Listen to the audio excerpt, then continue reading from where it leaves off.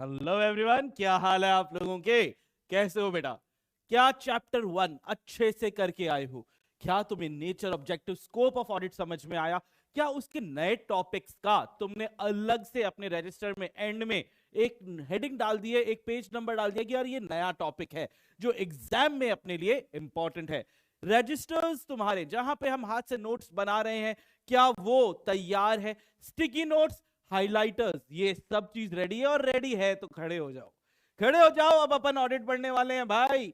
ठीक है, बोलते बोलते पढ़ेंगे ताकि एग्जाम के लिए अपन आज ही अपने आप को तैयार कर रहे हैं। और आज आज बेटा अपन स्टार्ट कर रहे हैं फर्स्ट लेक्चर। अरे आज अपन स्टार्ट कर रहे हैं फर्स्ट लेक्चर किसका? सर चैप्टर 11 एज पर आईसीएआई।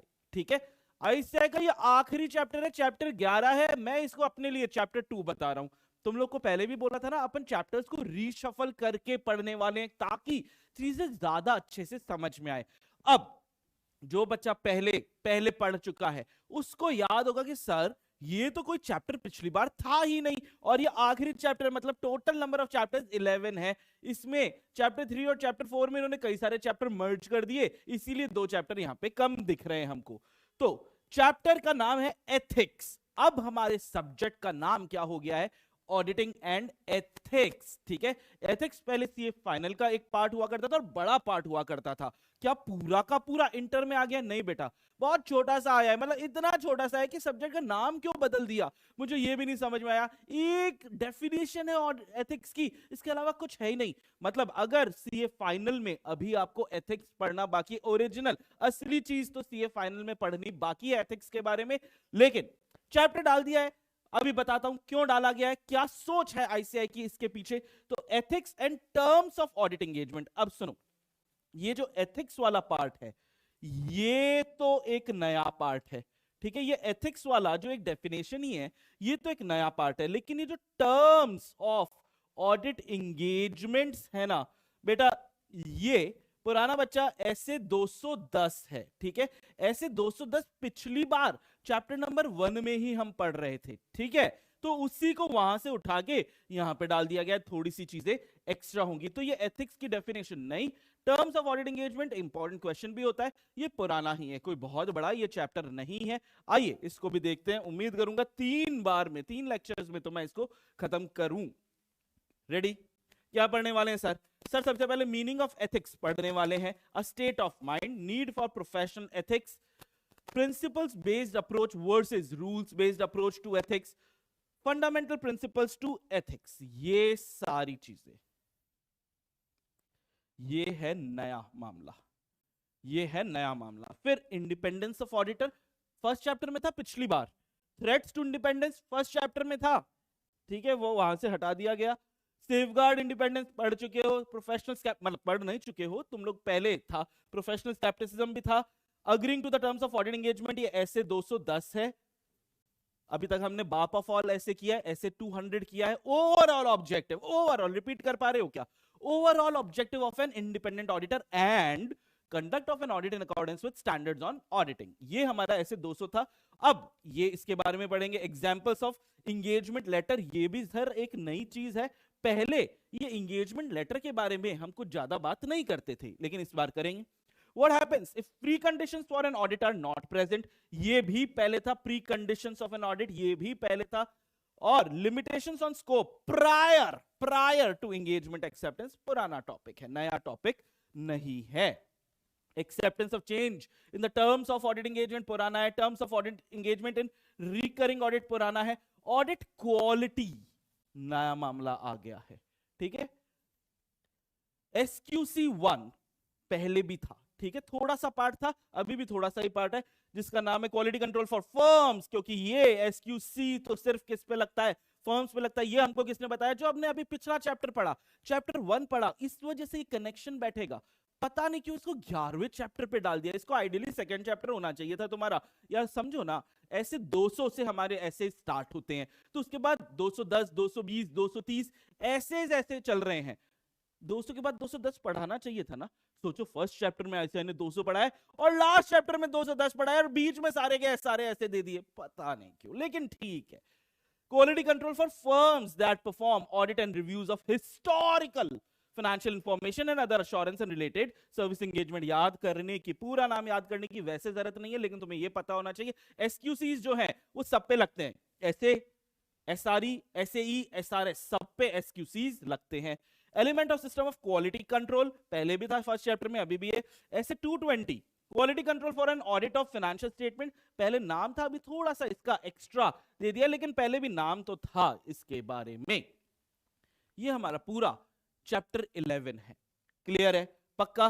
काफी सारी चीजें पुरानी है, छोटी मोटी चीजें नई है, और उस नए टॉपिक में से अपन स्टार्ट करते हैं पहला टॉपिक, जो कि एक है नया टॉपिक. क्या है सर? मीनिंग ऑफ एथिक्स, एक स्टेट ऑफ माइंड. समझो, ये सब पढ़ने से पहले समझो क्या हो रहा है, ये चैप्टर क्यों डाला गया, ये एथिक्स वर्ड इंटर में ही क्यों डाल दिया गया.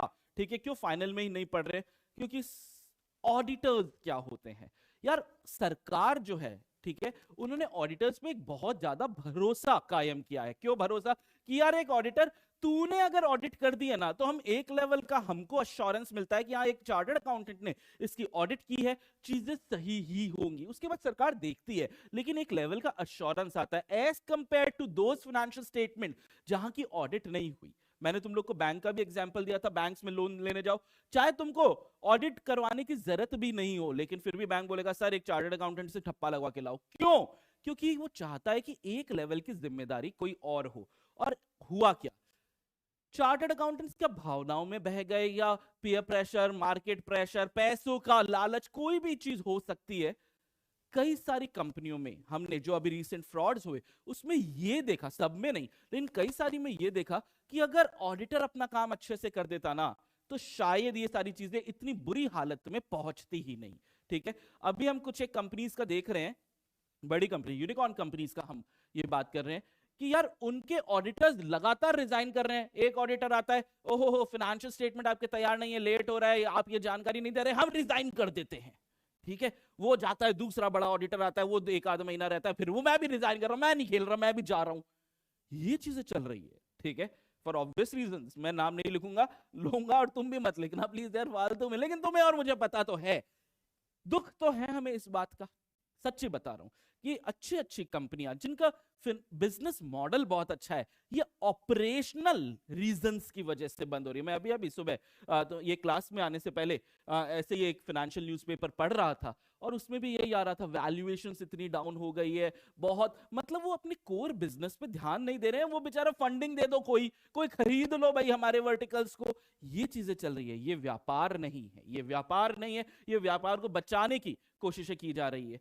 ये हालत आती ही नहीं अगर पहले से ये सारी चीजें एथिकली, कंपनी भी काम करती है, ऑडिटर्स भी एथिकली काम करते हैं. इस कंपनी जिसके मैं बात कर रहा हूं, इसके ऑडिटर्स ने तो आई थिंक एथिकली काम किया और दिक्कत नहीं हुई. लेकिन एक विदेशी कंपनी का नाम मैं ले रहा हूं क्योंकि एक उसका बहुत बड़ा स्कैंडल हुआ था, which is called Enron scandal. ENRON, Enron करके एक कंपनी है. अगर तुम्हें नहीं पता या नहीं सुना तो इसके बारे में जरूर गूगल करना, या मैं एक बार एक कोशिश करूंगा एक वीडियो भी डाल दूं, क्योंकि एनरॉन स्कैंडल की वजह से, ये अमेरिका का स्कैंडल है. उस समय वहां की एक फर्म थी, सीए फर्म बोल दो, वहां पे सीपीए होते हैं, तो सीए फर्म बोलते हैं, वो सेम लाइक इंडिया के सीए, आर्थर एंडरसन करके. आर्थर एंडरसन के जो चार्टर्ड अकाउंटेंट्स, जो ऑडिटर्स थे ना, उन्होंने कंपनी के मैनेजमेंट के साथ मिली भगत कर ली. ठीक है, साठ घाट, कल्यूजन बोलते हैं, वो कर लिया, और कंपनी की वैल्यूएशन सोर करते गए. ये अच्छा चल रहा है, वो अच्छा चल रहा है. इंडिया में भी ऐसा हुआ था सत्यम स्कैंडल के अंदर, कंपनी बढ़िया, लेकिन ऑडिटर्स और जो क्लाइंट है वो मिल गए कि हाँ ठीक है सर, कुछ भी लिखो, हम तो साइन कर देते हैं. एथिकली काम नहीं किया था, इस वजह से बहुत फजीती होती है भाई, बहुत. सत्यम एक ऐसी कंपनी थी जो इंडिया की कंपनी होके, इंडिया में तो लिस्टेड थी, अमेरिका तक के नास्डैक और में भी लिस्टेड थी, और ये कंपनी तबाह हो गई. ठीक है, जो ओनर्स थे रामलिंगन राजू, वो जेल में ही रहे, और शायद उनकी डेथ भी जेल में ही हो गई. सोचो ना, इतना अच्छा व्यापार क्रिएट करके आप खत्म हो जाते हो. क्यों? ये एथिकली ऑडिटर्स अगर काम नहीं करे. इंस्टीट्यूट क्या बोल रहा है कि देख यार, सीए इंटर बच्चा पास करेगा, इंटर पास करने के बाद वो ऑडिट करने जाएगा on behalf of the chartered accountant, लेकिन काम तो तुम लोग करोगे.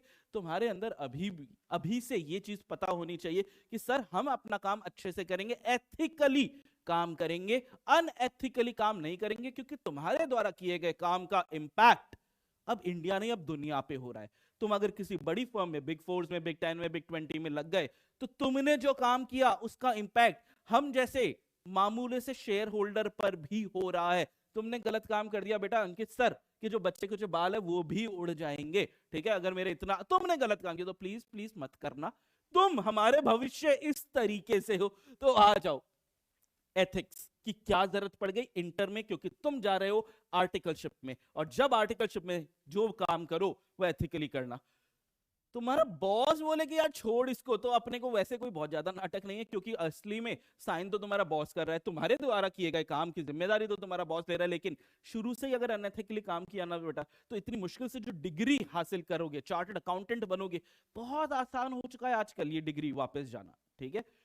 बहुत हो गई इधर उधर की बातें, सर हम फास्ट ट्रैक में इधर उधर की बातें करने नहीं आए थे, हमको तो टू द पॉइंट पढ़ा दो। अरे नहीं, तुमको किसी भी टॉपिक का कारण पता होना चाहिए कि टॉपिक तुम पढ़ क्यों रहे हो, क्योंकि कारण पता होगा तो तुम शायद इस टॉपिक को रिस्पेक्ट कर पाओगे, हाँ ये जरूरत तो है यार पढ़ने की। तो आ जाओ, अब करते हैं अपन लोग चालू, और बच्चा यहीं पे कहीं कमेंट में लिख देगा असली लेक्चर यहां से चालू होता है, देखता हूं मैं कई बार तुम लोग के यूट्यूब कमेंट्स। तो आ जाओ आ जाओ आ जाओ। मीनिंग ऑफ एथिक्स, कि एथिक्स क्या है सर, ये रिटर्न है क्या? वैसे पता है एथिक्स रिटर्न में नहीं होते हैं, लेकिन आईसीएआई ने बोला हमें कोई फालतूगिरी चाहिए ही नहीं, मैं लिख के दूंगा, ठीक है। और ये हर चार्टर्ड अकाउंटेंट, हर ऑडिटर के दिमाग में, हर एंगेजमेंट प्रोफेशनल के दिमाग में बसना चाहिए। आपका स्टेट ऑफ माइंड होना चाहिए कि जब काम करेंगे एथिकली काम करेंगे। तो सर एथिक्स क्या है, अब इसमें से भर के आएंगे बेटा एमसीक्यूज, ठीक है। तो एथिक्स क्या है, मॉरल प्रिंसिपल है। सर लॉ और मॉरल में डिफरेंस है क्या? हाँ बेटा, लॉ कंपलसरी है फॉलो करना, मॉरल्स जो मॉरल साइंस पढ़ी थी बचपन में नहीं है कंपलसरी, एज पर जो बचपन में पढ़ा। लेकिन आईसीएआई क्या बोलता है, मॉरल वॉरल सब सही है, करना पड़ेगा, ठीक है। हम बैंड बजा देंगे अगर आपने इस तरीके से काम नहीं किया तो एथिक्स क्या है, मॉरल प्रिंसिपल से रिपीट कर दो बेटा, एथिक्स क्या है, मॉरल प्रिंसिपल से। एक बार और रिपीट है, तुम लोग खड़े हो ना, ठीक है। तो एथिक्स क्या है, मॉरल प्रिंसिपल्स है which governs a person's behaviour and conducting of an activity. अच्छा कितने बच्चे यहां पे हैं जिनको उदम मचाने में ज्यादा मजा आता है, मतलब काम सीधा सीधा हो सकता है, हाँ इसमें क्या मजा आएगा सीधे सीधे काम करने में, हम तो ठीक है धूम मचाते हुए काम करेंगे। अगर ऐसे बच्चे हो बेटा, तुम लोग के लिए तो जरूर इंपॉर्टेंट है कि सुनो तुम्हारे बिहेवियर के अंदर और कोई भी काम करने के तरीके में ही ये मॉरल प्रिंसिपल्स आएंगे कि ये काम करना है तो ऐसे ही करना है। किसी ने तुम्हें पैसे का लालच दिया तो भावनाओं में नहीं बह जाना, किसी ने तुमको डराया धमकाया, ये इंडिपेंडेंस को थ्रेट किया, ये सारी चीजें भी आगे पढ़ेंगे, भावनाओं में नहीं बह जाना। तो एथिक्स है मॉरल प्रिंसिपल्स जो कम्स इंट्रिंसिकली, तुम्हारे अंदर से ही आता है, ठीक है। तो तुम लोग कुछ लोग तो हीरो हो, ठीक है एकदम, और कुछ लोग विलन। आजकल मूवीज भी जो बन रही है उसमें विलन को थोड़ा ज्यादा प्रमोट किया जा रहा है, कलयुग है, विलन प्रमोट होता ही होता है। तो तुम्हारे अंदर से ही आना चाहिए। अच्छा है ऑडिटर्स, अगर तुम्हें अपनी डिग्री बनानी है तो जब भी कोई काम करो ऐसा नहीं हाँ ये इसमें तो ये गड़बड़ हो सकती है ये गड़बड़ करूंगा, नहीं, इंट्रिंसिकली आना चाहिए कि चीजें मुझे सही से करनी है। Inculcated in habit and temperament, ये टी नीचे क्यों चला गया एक अच्छा जी,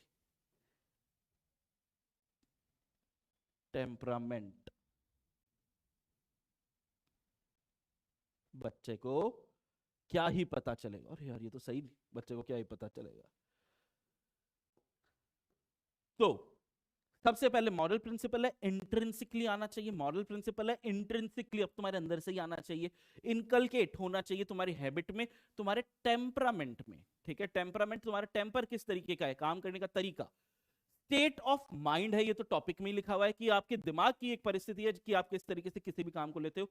साइंस ऑफ कंडक्ट कि कोई काम करने के पीछे तरीका क्या है, एंड रूल्स ऑफ कंडक्ट बताता है, साइंस भी बताता है काम कैसे करना है और किन तरीकों से। देखो जनरली मॉरल्स में ना रूल्स नहीं आते, अगर हम शाब्दिक अर्थों पे जाए ना तो मॉरल्स में लॉ में फर्क यही है कि मॉरल अंदर से ये सारी चीजें सही हैं, ठीक है, लेकिन रूल नहीं बनता है मॉरल का। यहां पे आईसीएआई बोलता है हमें ये फालतू नाटक नहीं चाहिए, हम तो रूल भी बनाएंगे कि काम कैसे करना है और तुम्हें वैसे ही करना है, नहीं किया तो तुमको प्रोफेशनल मिसकंडक्ट का दोषी पाया जाएगा और तुमको टाटा फिक्स कर दिया जाएगा। चलो एक बार क्या हमको याद हो गया है, क्या याद हो गया है कि एथिक्स क्या है, मॉरल प्रिंसिपल्स है, ठीक है। मॉरल प्रिंसिपल अंदर से आना चाहिए, इंट्रिंसिकली होना चाहिए, ये आपके हैबिट और टेम्परामेंट में इनकलकेट हो जाना चाहिए, ये एक दिमाग की परिस्थिति है, स्टेट ऑफ माइंड है। Science of conduct and rules of conduct बताता है क्या, ये याद हुआ, याद हुआ तो बेटा क्या तुम इसका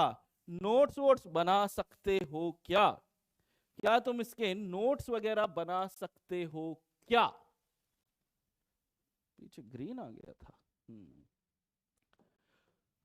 मेरे को बहुत खुशी होगी कि तुम बिना ये देखे, मेरा मैं क्या अभी ड्रॉ कर रहा हूं वो बिना देखे तुम बना लो, ठीक है। ये आदत अभी से पढ़नी चाहिए, नहीं आ रहा है याद करो, देखो मैं तो कर ही रहा हूं, तो चलो चलो देखते हैं पहले कौन फिनिश करता है। तो सुनो, आ जाओ,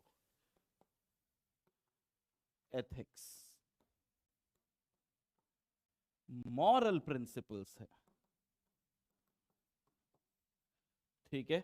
जो क्या क्या करते हैं भाई साहब, सर एक तो ये काम करता है, इंट्रिंसिकली आता है,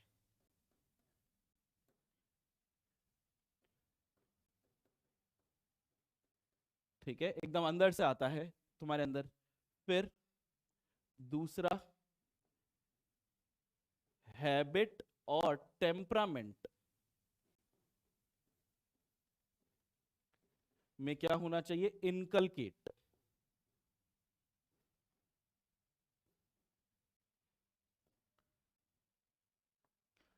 फिर ये आपके दिमागी परिस्थिति है,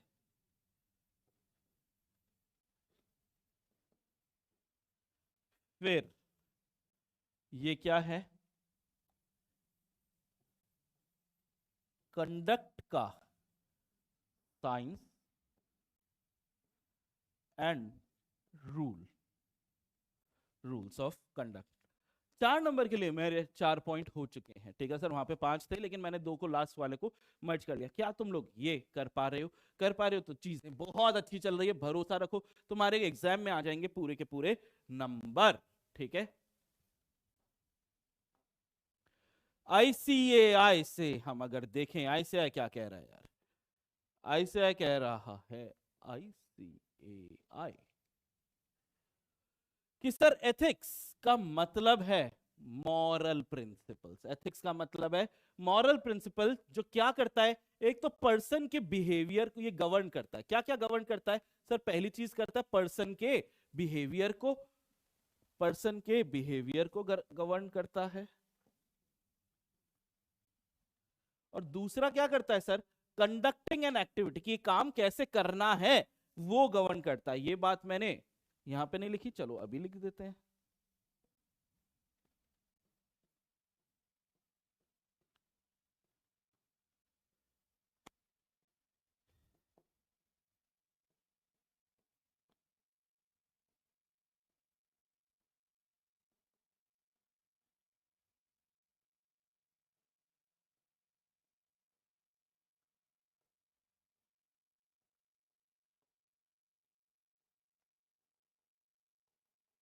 कोई भी एक्टिविटी को कैसे करना है वो भी ये चीज गवर्न कर देता है, ठीक है। It is the branch of knowledge that deals with moral principles. Ethic is something which comes from an individual intrinsically, पहला कीवर्ड अंदर से आता है। It has to be inculcated as a habit and temperament, दूसरे keywords मिल गए, of an individual, so that there is an overall culture of ethics. The force has to be strong enough, the force is strong. ये तो star Wars में सुना है तुम, अच्छा तुम लोग तो जेन जी हो, तुम लोगों ने थोड़ी स्टार वॉर्स देखी होगी, डार्थ वेडर के बारे में तुम्हें क्या ही पता होगा, नहीं पता होगा ना, छोड़ो, हमारे से भी पुराने जमाने की ये चीजें हैं। लेकिन द फोर्स इज स्ट्रांग, वहां से उठाया ऐसे ने, force has to be strong enough to withstand any selfish motive or temptation. It is a state of mind to act and perform in accordance with moral principle. Ethics is the science of morals in human conduct. Such moral principles and rules of conduct impose obligation upon individuals. ठीक है, पहला हो गया। दूसरे पे अब हम आते हैं, ऑब्वियसली न्यू टॉपिक है, क्या न्यू टॉपिक की मार्किंग चल रही है? क्या न्यू टॉपिक की मार्किंग चल रही है? याद नहीं आता है सर हमको, याद आएगा, जल्दी जल्दी लिखो। नीड, क्या जरूरत है? क्या सर, क्यों क्यों एक चार्टर्ड अकाउंटेंट को एथिक्स की जरूरत है? ऐसा क्यों नहीं हो सकता कि सर मैंने ऑडिट की, मेरे को गड़बड़ी मिली, मैं मैनेजमेंट के पास गया, ये मैनेजमेंट 10 करोड़ रुपए देता है कि नहीं देता, नहीं तो इस गड़बड़ी को मैं ऑडिट रिपोर्ट में दूंगा। मैनेजमेंट बोलता है ठीक है 5 करोड़ में मांडवली करते हैं। हमने कहा ठीक है 5 करोड़ में सौदा डन। मैंने 5 करोड़ रुपए लिए, मैंने उस 5 करोड़ को अपने पॉकेट में रख लिया, उसको अच्छी ऑडिट रिपोर्ट दे दी, उसने गड़बड़े मचा दी। इस 5 करोड़ से मैं बढ़िया गाड़ी वाड़ी खरीद रहा हूँ, घर वर खरीद रहा हूँ, अच्छी बात है क्या सर? वो सब ठीक है, डिग्री नहीं रहेगी सर, 5 करोड़ के बाद नहीं चाहिए। अरे तुम्हारी वैल्यू बहुत ज्यादा हो सकती है। डोंट गेट यार, अभी तो तुम्हारा ये चीजें है ना, सेटिस्फैक्शन लेवल पे आने वाली चीजें है ही नहीं। यू इनफैक्ट डोंट नो कि तुम कहां पे पहुंच सकते हो, किस वैल्यू पे पहुंच सकते हो। Take me for example, I started teaching you all. बहुत अलग जगह से मैंने टीचिंग सोची थी। मुझे थोड़ी पता था कि किसी दिन हम इस तरीके से भी मिल पाएंगे। कोविड की वजह से एजुकेशन बदल गई। एजुकेशन को जिसने उस बदलाव को जिसने एक्सेप्ट कर लिया, वो शायद हर वो जना वो आज यहां पे है, ठीक है। जिसने बदलाव को जिसने नहीं एक्सेप्ट किया वो रिजिड है, ठीक है।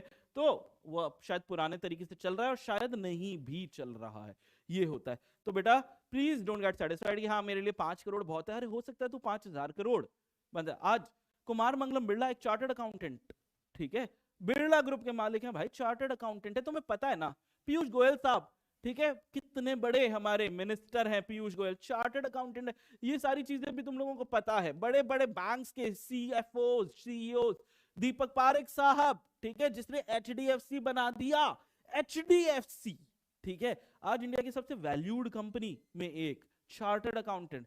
तो यू योरसेल्फ डोंट नो कि तुम कहां पे कहां पहुंच सकते हो। ये छोटी मोटी लालच के कारण है ना, करियर मत खत्म कर लेना, मैं यही बोलूंगा आपको। So need for profession ethic, क्या जरूरत है? एक चार्टर्ड अकाउंटेंट या तो वो प्रैक्टिस कर रहा है या वो सर्विस कर रहा है, ठीक है। Has to abide by ethical behaviour, has to abide मतलब आईसीआई ने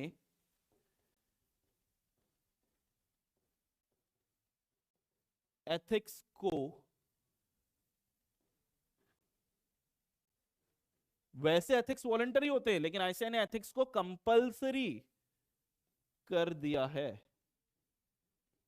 और ध्यान देना, ना सिर्फ उस चार्टर्ड अकाउंटेंट के लिए जो सीओपी लेके प्रैक्टिस कर रहा है, जो ऑडिटर बन रहा है। इनफैक्ट अगर तुम सर्विस भी कर रहे हो, तुम इंडस्ट्री में भी हो ना, फिर भी तुमको एथिकली काम करना पड़ेगा, क्योंकि तुम मेंबर हो आईसीआई के। जरूरी नहीं है सीओपी, लेकिन तुम मेंबर हो आईसीआई के, इसीलिए तुम कहीं जॉब भी कर रहे हो, ठीक है, तो भी तुमको एथिकली काम करना पड़ेगा। आईसीआई ने एथिक्स को, इंग्लिश वाले लोग, ICAI has made ethics compulsory for chartered accountants who are either in practice or in service, ठीक है। रिकॉर्डिंग का यही तो मजा है, मैं तो बोल गया जल्दी से, अब तुम थोड़ा उसको धीरे करके सुन सकते हो, लिख सकते हो। जनरली बच्चा 1.5x पे देखता है ना, मेरा लेक्चर शायद 0.5x पे देखेगा। अरे पता नहीं, जल्दी जल्दी बोल जाते हैं सर, समझ ही नहीं आता, हमको लिखने का टाइम ही नहीं मिलता है। तो आ जाओ आ जाओ। आईसीआई रिक्वायर्स मतलब ऑप्शन नहीं दिया है, आईसीआई ने बोला रिक्वायरमेंट है कि मेंबर्स जो भी सीए बन चुका है, सीए फाइनल का एग्जाम पास कर चुका है, जो जिसने अपनी आर्टिकलशिप पूरी कर ली है, जिसने आईटीटी ओसी और ये जीएमसीएस की ट्रेनिंग्स कंप्लीट कर चुका है, जिसने फीस भर चुका है मेंबरशिप का, और जिसका नाम मेंबरशिप रजिस्टर में आ चुका है, वो कहलाता है एक चार्टर्ड अकाउंटेंट, ठीक है। सिर्फ सीए फाइनल पास करना से काम नहीं चलेगा, ये सारी गतिविधियां करनी पड़ेंगी, तब अपने आप को चार्टर्ड अकाउंटेंट कहलाओगे। तो आईसीआई ने बोला मेंबर तो प्रैक्टिस और सर्विस दोनों में हो सकता है कि members comply with principles of ethics, और इसको कोड बना दिया है, लिख दिया। मैंने बोला था ना रूल्स है, लिख दिया है कि तुमको कंपलसरी रिक्वायरमेंट है कि इसको फॉलो करना पड़ेगा, ऑप्शन नहीं दे रहे हैं, ठीक है। अगर नहीं किया तो क्या कर लोगे, ठीक है, नहीं कर रहे एथिक्स को फॉलो, क्या कर लोगे? ये आ गया, ये आ गया। अगर डिविएशन हुई, अगर तुमने ठीक है, मस्ती कर ली, मोए मोए, है ना, वो मोए मोए आजकल चल रहा है। तो बेटा ये देखो आईसीआई कैसे मोए मोए करेगा। आईसीआई का एक पूरा डिसिप्लिनरी मैकेनिज्म है। सबसे पहले अगर छोटी मोटी गलतियां है ना तो फाइन लगाएगा, ठीक है, फिर नहीं मानते हो तो सस्पेंड कर देगा या रिमूव कर देगा आपकी मेंबरशिप को, और फिर भी नहीं मानते हो तो कुछ और भी दंडात्मक कार्यवाही कर सकता है। और पहले तो ये आईसीआई है सिर्फ यही करता था, इनको तो हम फिर भी सलट लेते थे कि ठीक है रीजनल काउंसिल में या सेंट्रल काउंसिल में हमारा कोई जानकार है, उसको बोला कि प्लीज सर मत करो, अगली बार गलती नहीं करूंगा, 5 करोड़ में से 2.5 करोड़ आपके, ठीक है। हुआ है ऐसे काम, मैं नाम नहीं ले रहा, लेकिन ऐसे देखिए छोटी मोटी जो गलतियां होती है ना उनको जानकारी से ऊपर नीचे कर देते हैं। और इस वजह से आया NFRA, national financial reporting authority. और अभी अभी सुप्रीम कोर्ट ने बोला है, अभी हुआ था एक चार्टर्ड अकाउंटेंट पे आईसीआई ने डिसिप्लिनरी मैकेनिज्म लगा के कि ठीक है छोड़ दिया उसको कि जा सॉरी बोल चलो जाओ, ठीक है। अब एनएफआरए ने उसको हटा दिया, वो केस कर दिया कि भाई एनएफआरए तुम कौन होते हो भाई मेरे को हटाने वाले, मेरे को सी इंस्टीट्यूट आईसीआई ने मेंबर बनाया है, उन्होंने मेरे पे कार्रवाई कर ली है, तुम कौन होते हो। सुप्रीम कोर्ट ने बोला ये है, ये अधिकार है एनएफआरए के पास, ठीक है, वो तुम्हारी बैंड बजा सकते हैं। तो समझ जाना बेटा, ठीक है। ऐसे अगर आपके चाचा विधायक नहीं आईसीआई प्रेसिडेंट भी हैं तो भी अब एनएफआरए बैठा है, ठीक है, ऊपर एनएफआरए बैठा है। तो क्या क्या डिसिप्लिनरी मैकेनिज्म होता है, 4 नंबर के लिए डिसिप्लिनरी मैकेनिज्म पे भी सवाल आ सकते हैं। जी हाँ सर इतना सा लिखना, हाँ आईसीआई इंटर लेवल पे ये नहीं बोलता कि भर भर के आंसर चाहिए, 1 2 3 4, ठीक है, 4 नंबर के लिए यहां पे सवाल का जवाब आईसीआई को इतना ही चाहिए, सेंटेंस वाइज बना देना, खत्म बात है। सवाल ऐसे बहुत बार आते ही हर अटेम्प्ट में आते हैं ऐसे जिसका आंसर इतने छोटे होते हैं, इतने छोटे कि हमको मन से भी लगता है सर थोड़ा और लिख देते हैं ना, अच्छा थोड़ी लगेगा इतना सा लिख के 4 नंबर लेना। देता है ऐसे है भाई नंबर इन चीजों में, क्योंकि वो तुम्हारी कॉन्सेप्चुअल क्लैरिटी पे क्वेश्चन कर रहा है कि तुम्हें समझ में आ रही है चीजें। तो डिसिप्लिनरी मैकेनिज्म आईसीआई ने क्या क्या बनाया है कि सर फाइन, सस्पेंशन, रिमूवल या कुछ अदर दंडात्मक कार्यवाही।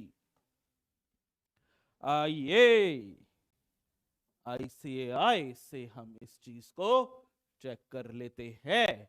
तो प्रोफेशंस लाइक लॉ, मेडिसिन यानी डॉक्टरी have their code of ethics, auditing profession is no exception, rather in the profession of auditing requirement of ethics is manifold, कई जगह जरूरी होता है। it is due to the reason that society in general, governments, clients, taxing authorities, employees, investors, the business and financial community in particular have reposed tremendous trust, तुम पे भरोसा करते हैं और भरोसा तोड़ना नहीं है, ठीक है, in services rendered by a chartered accountant. The purpose of assurance engagement is to enhance confidence. भैया फिर एमसीक्यू के लिए आ सकता है, किसका, अश्योरेंस का। आप कोई भी काम करते हो, ये हमने फर्स्ट चैप्टर में पढ़ा था, कॉन्फिडेंस बढ़ाने का ये काम है, enhance confidence of the intended user, therefore users need to trust the person who is providing such services. और ट्रस्ट कब होगा, जब तुम सब काम अच्छे करोगे। और कोई एक आध जन है जो इस प्रोफेशन पे कलंक लगाते हैं, उनको इतना गजब दंड दो कि वो एग्जाम्पल बन जाए। अभी क्योंकि एनएफआरए इतना स्ट्रिक्ट हो गया है, हम लोग क्योंकि प्रोफेशनल कम्युनिटी में घूमते हैं, पहले मुझे याद है, ठीक है, कि मैंने जिस चार्टर्ड अकाउंटेंट को बोला भाई साइन मार देना तेरे को पैसे दे दूंगा, ठीक है, वही चार्टर्ड अकाउंटेंट पे ये डॉक्यूमेंट दो वो दो, मैंने कहा तेरे को क्या हो गया, पैसे दे रहा हूं ना, अरे नहीं अब नहीं चलेगा। प्रैक्टिकल चीजें हैं, मैंने फर्जी चीजों पे अगर किसी से साइन करवाए हैं पहले, ये सब है ना फिक्शनल चीजें मैं बोल रहा हूँ, ये असली दुनिया से इसका कोई वास्ता नहीं है। फालतू में तुम बोलोगे अंकित सर ने फ्रॉड व्रॉड नहीं किया, नहीं किया, नहीं किया, ठीक है। तो किसी चार्टर्ड अकाउंटेंट से अगर मैंने फिक्शनली, ठीक है, आर्बिट्ररीली, इमेजिनरी सिचुएशन बता रहा हूं कि अगर मैंने साइन कराए थे, तो आज वो भी हमसे एक्स्ट्रा चीजें कि अब गलत काम पे नहीं साइन करूंगा, बहुत मुश्किल से डिग्री बची हुई है मेरी, ठीक है, नहीं तो तुम्हारे जैसे हो जाएंगे, पढ़ाना पड़ जाएगा हमको बच्चों को। तो purpose of assurance engagement is to enhance confidence of the intended user, therefore user need to trust the person who is providing such service. Professional ethics are based on morality, ठीक है, वो मॉरल प्रिंसिपल्स हमको पहले ही याद है तो वापस से मार्क करने की जरूरत नहीं है। Human nature being what it is, a man often places his personal gain above service, पैसा। Therefore, person who as individuals and as a class are willing to place public good above their personal gain have enjoyed respect and honor.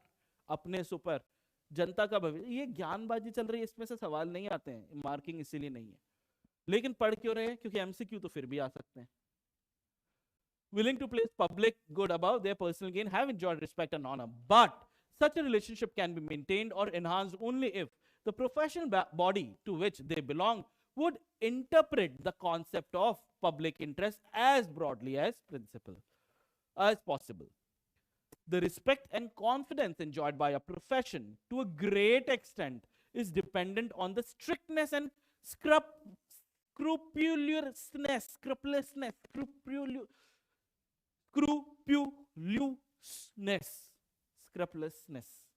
with which such ethics are adhered to by self-discipline. A distinguishing feature of the accountancy profession is its acceptance of the responsibility to act in the public interest. Professional ethics seek to protect the interest of the profession as a whole and act as shield that enable us to command respect. ज्ञान चल रहा है। और chartered accountant, हाँ यहां से आया ना, यहां से अब ज्ञान खत्म हुआ और एग्जाम की चीजें चालू हुई। सीए जो है, चाहे वो प्रैक्टिस में हो चाहे वो सर्विस में हो, और इसमें से क्या बन सकता है बेटा? करेक्ट इनकरेक्ट निकल सकता है। ठीक है कि भैया एक chartered accountant in service need not abide by professional ethics, as simple as that. नहीं नहीं नहीं नहीं नहीं, ठीक है। Has to abide by ethical behaviour. They are expected to follow fundamental principles of professional ethics while performing their duties. Service users of professionals should be able to feel secure that there exists a framework of professional ethics which governs the provision of those services. It is in this spirit of things that ICAI ने क्या किया है? Requirement डाल दी है members के लिए कि करना पड़ेगा comply with the principles of ethics. Option नहीं है। while performing their duties, the ethics for chartered accountants have therefore been codified. ethics को क्या कर दिया गया है? कोड बना दिया गया है। ethics को क्या कर दिया गया है? Code, as ethical compliance has always been a philosophy of the profession. Chartered accountants, whether in practice or in service, are required to comply with the provisions of code of ethics. अगर नहीं किया तो फटके पड़ेंगे। अगर deviation हुआ ethical responsibilities से तो डिसिप्लिनरी मैकेनिज्म एक्टिवेट हो जाएगा। और इस मैकेनिज्म में क्या है? अगेंस्ट द चार्टर्ड अकाउंटेंट विच में रिजल्ट इनटू, पहला है सर फाइन लग सकता है, सस्पेंशन हो सकता है मेंबरशिप का, रिमूवल हो सकता है मेंबरशिप से, या अदर कोई भी चीज अगर बच गई तो और कोई काम हो सकता है। फिर नया टॉपिक, अभी तो सारे न्यू न्यू थे ही। प्रिंसिपल, अब एथिक क्या है सर? प्रिंसिपल बेस्ड अप्रोच है या रूल्स बेस्ड अप्रोच है? क्या एथिक्स को रूल्स में कन्वर्ट कर दिया गया है? क्या कोड वोड बना दिया गया है एथिक्स के लिए? तो आओ इसको अपन लोग देखते हैं। तो ethical guidance follow principle based approach as well as rule based approach. Generally तुम्हें मैंने बताया ethics in general are principle based approach, ठीक है। लेकिन आईसीआई ने इसको क्या किया कि ना सिर्फ प्रिंसिपल नहीं चलेंगे साहब, हम तो रूल भी बनाएंगे। उससे क्या होता है सर? डिफरेंस क्या है प्रिंसिपल बेस्ड अप्रोच में और रूल्स बनाने से? फर्क क्या पड़ेगा? ठीक है, जैसे वो होता है ना बेटा, छोटे बच्चे, ठीक है, छोटे बच्चे ने कोई गलत काम किया, नो बेटा no, this is a bad thing, ठीक है। कुछ ऐसे पेरेंट्स हमने देखा है, ठीक है, कि नो बेटा नो वाले पेरेंट्स को भी हम लोगों ने देखा है। मेरे को भयंकर गुस्सा आता है, ठीक है। अभी हुआ था यार, अभी ये दिवाली गई, ठीक है, कुछ टाइम पहले, तो हमारे घर में रिश्तेदार, कोई दूर के रिश्तेदार है, उनके वो टिंगर टाबर चिल्लड़, ठीक है, घर में इधर से उधर भाग रहे हैं, उधर से इधर भाग रहे हैं, ठीक है। एक कोई मेरे लैपटॉप को ऐसे पकड़ पकड़ के, ठीक है, खोल बंद रहा है, और मम्मी वहां पे कह रही है नो बेटा no, this is a bad thing. यार देखो यार, 50,000 रुपए का लैपटॉप अगर है, दुख नहीं होगा अगर कहीं वो लेड तोड़ दी तो, ठीक है। तो मैं कहा कि कोई बात नहीं, मैं बच्चे को टॉफी दे के आता हूँ अंदर, ठीक है। नहीं नहीं, ऐसे ऐसे ऐसे काम अपन नहीं करते हैं, ठीक है, ऐसे काम अपन नहीं करते हैं। छोटे बच्चे एकदम भगवान का रूप होते हैं, उनसे नो बेटा नो करके, तो नो बेटा no approach is the principle based approach, whereas, ठीक है। Is a rule based approach.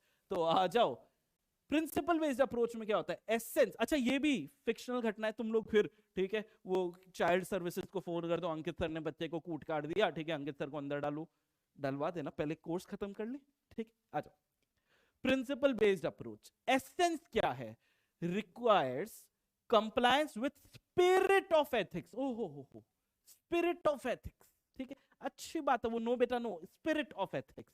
Whereas rule based approach भैया स्ट्रिक्टली फॉलो करना पड़ेगा, क्लियरली स्टैब्लिश्ड रूल्स है, स्पिरिट स्पिरिट से काम नहीं चलेगा, ठीक है, अध्यात्म वगैरह से काम नहीं चलेगा कि अंतरात्मा में नो बेटा नो होना चाहिए, अरे स्ट्रिक्टली, ठीक है, नहीं तो पिटाई हो जाएगी।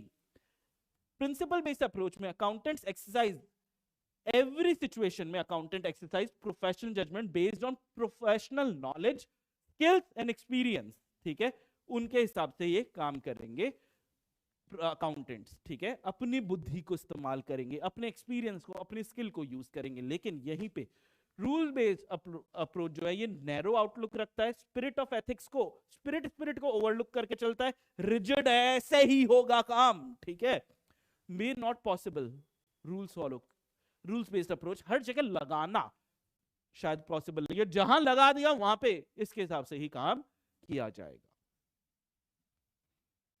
आइए, आईसीआई से सेम चीज, क्या आईसीआई ने भी यही चीज लिखी है, इस चीज की अपन ऑडिट करते हैं। Principle based approach versus rules based approach to ethics, ethical और लीगल, क्या एथिकल चलना है क्या लीगल चलना है, तो एथिकल गाइडेंस में फॉलो प्रिंसिपल बेस्ड अप्रोच या rules based approach. ICI rules based approach पे चला गया है, ठीक है। The essence of principle based approach, essence क्या है भाई इस वाले अप्रोच का, किसका, प्रिंसिपल वाले का अप्रोच का एसेंस क्या है, that requires compliance spirit of ethics, spirit of ethics है, ठीक है, it requires chartered accountants to exercise professional judgement, exercise करना है in every situation based upon their professional knowledge skill and expertise. अब तो ये शब्द आईसीआई तक ने ले लिया, कितना फेमस कर दिया है, ठीक है, शार्क टैंक ने इस शब्द को। It requires that accountants should use professional judgment to evaluate in every situation to arrive at conclusion. However, rules based approach क्या कहता है, ठीक है, कि फालतूगिरी नहीं, रूल्स बेस्ड अप्रोच क्या कहता है, ठीक है, कि भैया रूल जो है स्ट्रिक्टली फॉलो होगा, क्लियरली स्टैब्लिश रूल को, इट में लीड टू नैरो आउटलुक है कि ये काम तो ऐसे ही होगा, अपनी बुद्धि का प्रयोग ना करें, हमने जैसे बोल दिया वैसे करो, ठीक है, नैरो अप्रोच है। एंड स्पिरिट ऑफ एथिक्स की तो बैंड ही बजा दी है, may be overlooked, spirit of ethics को तो ओवरलुक कर दिया है, while strictly adhering to rules. Further, rules based approach is somewhat ये rigid भी होता है, as it may not be possible to deal with every practical situation relying upon rules. Therefore, it is necessary that spirit of ethics is followed. आ जाओ फिर fundamental principles of professional ethics, क्या ये नया topic है, जी हाँ ये भी एक नया टॉपिक है, ये भी एक नया टॉपिक है, ये भी एक नया टॉपिक है। तो fundamental principles of professional ethics के अंदर क्या हो रहा है, क्या घटनाक्रम चल रहा है, तो ये फंडामेंटल प्रिंसिपल्स जो है इनको स्टैब्लिश किया गया एक्सपेक्टेड स्टैंडर्ड ऑफ बिहेवियर है, कि एक चार्टर्ड अकाउंटेंट बी प्रैक्टिस या सर्विस में तुम्हारे बिहेव करने का तरीका, ठीक है, ये फिक्स है। क्यों, आप एक सीए होना, तो सीए इंस्टीट्यूट की गरिमा को आपको पालन करना है, आप कुछ भी मौज मस्ती में, ठीक है, इस तरह के काम नहीं कर सकते कि सीए इंस्टीट्यूट की जो रेपुटेशन है वो नीचे हो जाए। तो establish expected standard of behaviour, ये एक्सपेक्टेड स्टैंडर्ड्स क्या क्या है भाई, ये स्टैंडर्ड्स क्या क्या है याद करना है, ये टॉपिक का, ये चाहे हेडिंग न्यू है, ओनली हेडिंग इज न्यू,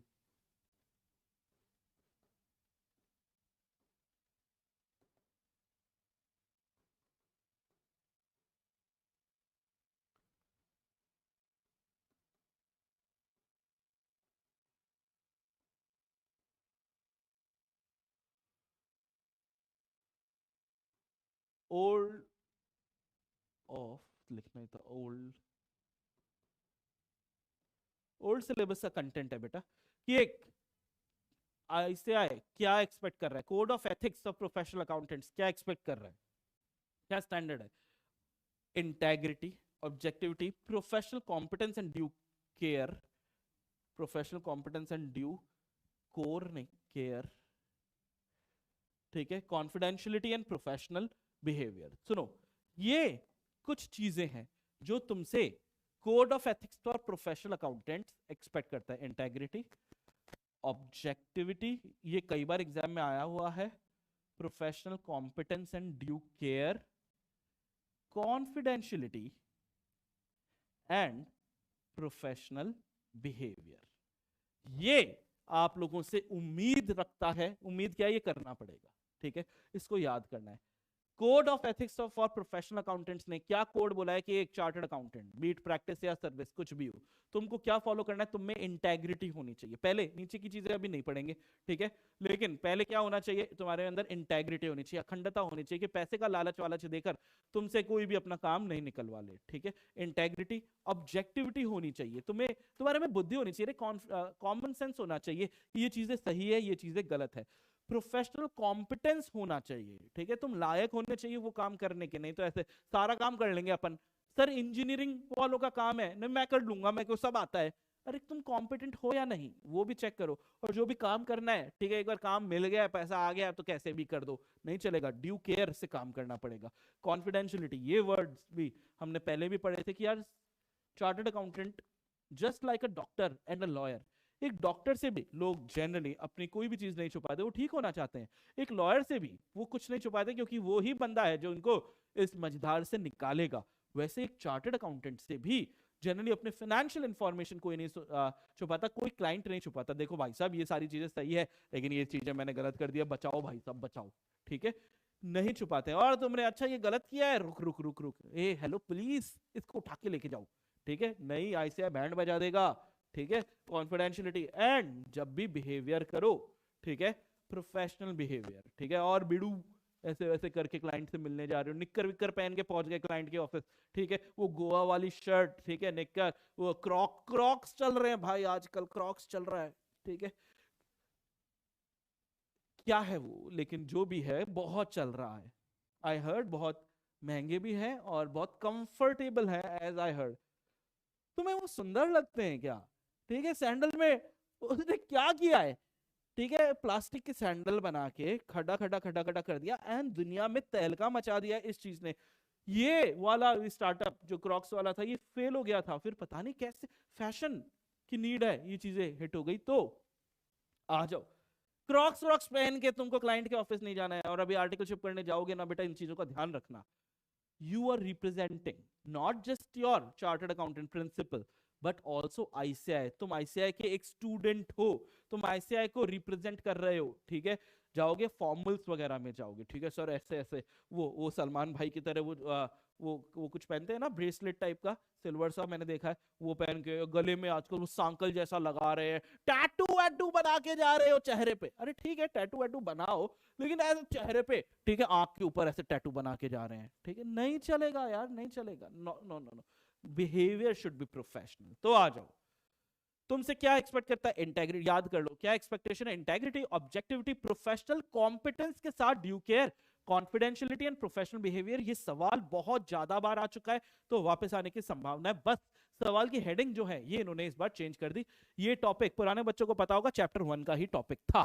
तो इंटेग्रिटी का मतलब स्ट्रेट फॉरवर्ड है, ऑनेस्ट है, फेयर डीलिंग है, ट्रुथफुलनेस है, ठीक है।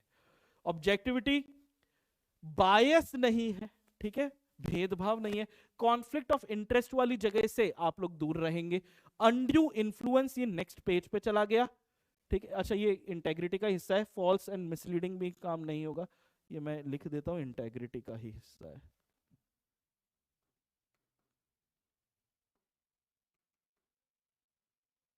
ठीक है, ये ऑब्जेक्टिविटी का हिस्सा है,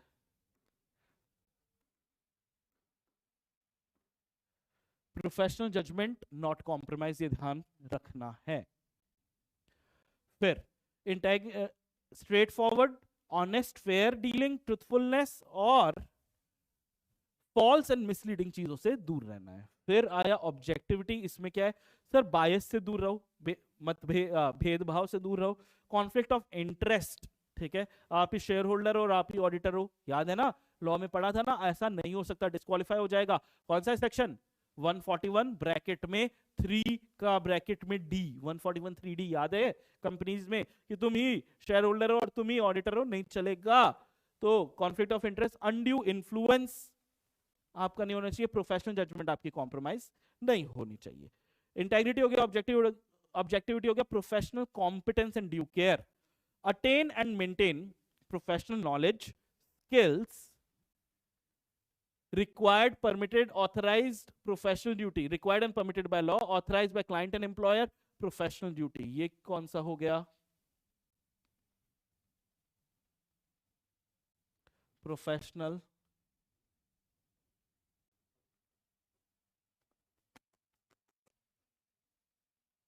professional competence plus due care, ये वाला हो गया, ठीक है।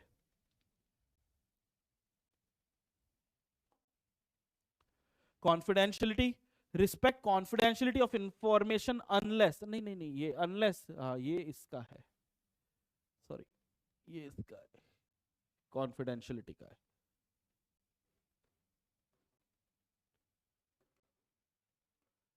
आपको कॉन्फिडेंशियल रहना होगा अनलेस रिक्वायर्ड या परमिटेड बाय लॉ है, ऑथराइज कर दिया क्लाइंट ने या एम्प्लॉयर ने कि हाँ ठीक है हमारी बातें बताते हैं, और प्रोफेशनल ड्यूटी आपकी ये काम करने का। और और आखिरी प्रोफेशनल बिहेवियर, कंप्लाई करना है लॉ रेगुलेशन से, अवॉइड कंडक्ट डिस्क्रेडिट करता है प्रोफेशन को, unknowingly engage in employment, occupation or activity that impair integrity, objectivity and reputation of the profession।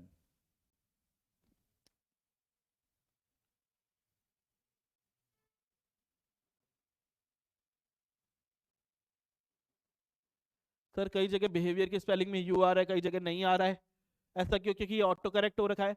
American English British English है, अपन ब्रिटिश इंग्लिश फॉलो करते हैं, उसमें यू आता है, अमेरिकन इंग्लिश में यू नहीं आता, तो ठीक है कोई फर्क नहीं पड़ता इससे, स्पेलिंग के नंबर नहीं कटते हैं ICI में।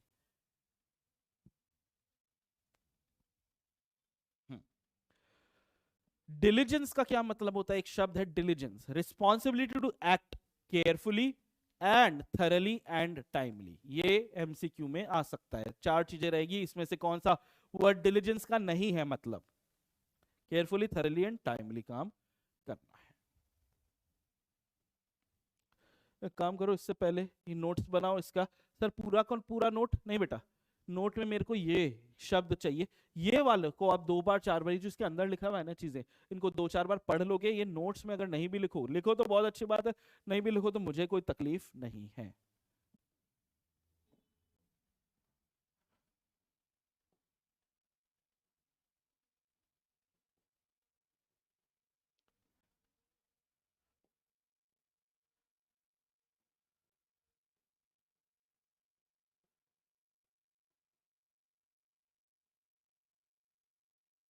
कितना गंदा लाइन बना है।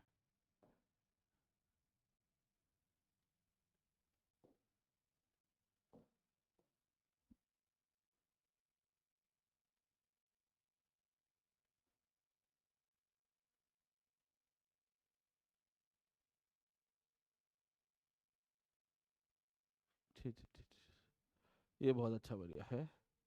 अब घटिया,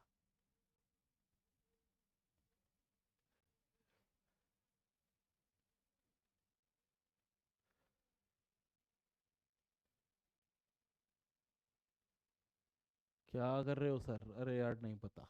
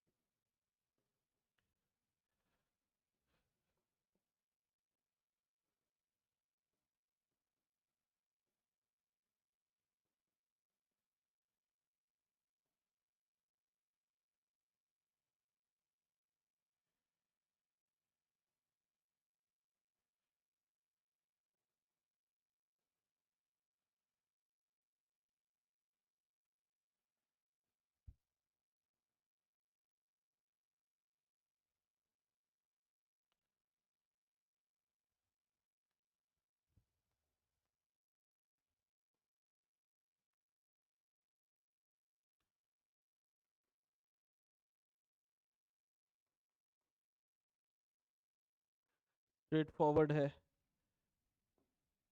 ठीक है, ऑनेस्ट फेयर डीलिंग, कुछ दो चार याद रहे तो ठीक है। ऑब्जेक्टिविटी, अवॉइड करना है बायस को, ठीक है, बायस को अपने को अवॉइड करते हुए चलता है, अनड्यू इन्फ्लुएंस नहीं होना चाहिए, प्रोफेशनल जजमेंट कॉम्प्रोमाइज नहीं होनी चाहिए।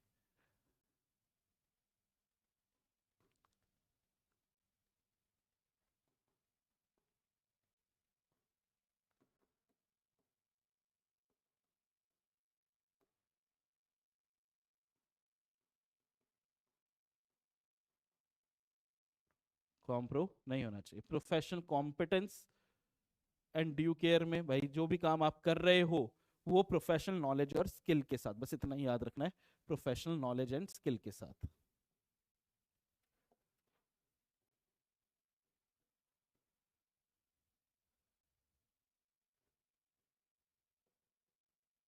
कॉन्फिडेंशियलिटी मेंटेन करनी है, कॉन्फिडेंशियलिटी अनलेस, ठीक है, अनलेस रिक्वायरमेंट है या परमिटेड बाय लॉ है, ऑथराइज किया है या प्रोफेशनल ड्यूटी है।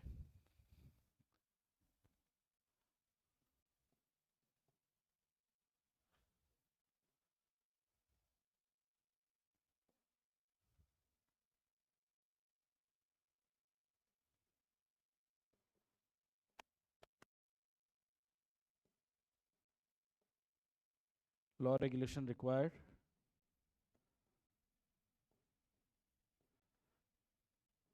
क्लाइंट ने ऑथराइज किया है, आपकी ड्यूटी है ये काम करने का।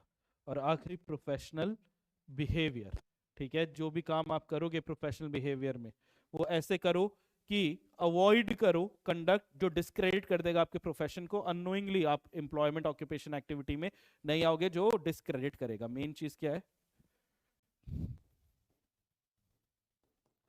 Avoid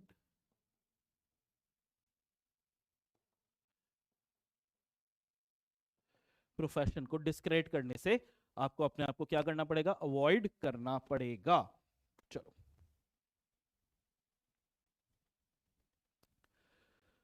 ICAI, fundamental principles of professional ethics, the fundamental principles of ethics establish the standard of behavior। ये क्या establish करता है, standard of behavior expected of a professional accountant। A professional accountant shall comply with each of the fundamental principles। The fundamental principles of professional ethics are as under: integrity, objectivity, professional competence and due care, confidentiality, and ये बीच में क्यों डाल दिया professional behaviour, चलो ठीक है। Integrity का क्या मतलब है सर, सबसे पहला आया हमारा इंटेग्रिटी। जनरली इससे पहले इन सब के बारे में डिटेल नहीं दी थी आईसीएआई ने, इस बार इनके बारे में डिटेल दी हुई है। तो अपन ने वो ग्रीन वाले पॉइंट्स लिखे थे, पहले नहीं थी, पहले भी ऐसा सिर्फ ये इंटेग्रिटी ऑब्जेक्टिविटी ये शब्द लिखने के आपको नंबर देता था, वो भी यहाँ पे आपको इतने 5 शब्द मिल रहे हैं, ऐसा बोलता था एनी 4 शब्द अगर आप लिखोगे तो आपको 4 नंबर मिल जाएंगे। ये 2 अटेम्प्ट पहले का सवाल बता रहा हूं मैं आप लोग को। तो इंटेग्रिटी, एक प्रोफेशनल अकाउंटेंट कंप्लाई करेगा with the principles of integrity. क्या है प्रिंसिपल्स ऑफ इंटेग्रिटी, कि भैया पहला तो होगा भाई स्ट्रेट फॉरवर्ड, ठीक है, दूसरा होगा honest in all professional business, integrity implies fair dealing and truthfulness, सच्चाई की मूरत। A professional accountant shall not knowingly be associated with reports, returns, communications, or other information where accountant believes that the information contains a materially false or misleading statement, contains statement or information, provide negligently or omits or obscures required information where such omission and obscurity would be misleading। अपने को क्या चीजों को avoid करते हुए चलना है भाई, ठीक है, मटीरियली फॉल्स चीजों को अवॉइड करना है, ठीक है, मिसलीडिंग स्टेटमेंट को अवॉइड करना है, ठीक है, नेग्लिजेंट चीजों को अवॉइड करना है, ओमिट करे या ऑब्सक्योर करे ऐसी चीजों को अवॉइड करना है। फिर आया है ऑब्जेक्टिविटी। ऑब्जेक्टिविटी में क्या होगा, The principle of objectivity requires an auditor not to compromise professional judgment because of किस किस की वजह से आपको कॉम्प्रोमाइज, आपको किन से दूर रहना है यार, सीधी बात है, बायस से, कॉन्फ्लिक्ट ऑफ इंटरेस्ट से दूर रहना है, अनड्यू इन्फ्लुएंस। अनड्यू इन्फ्लुएंस का क्या मतलब होता है?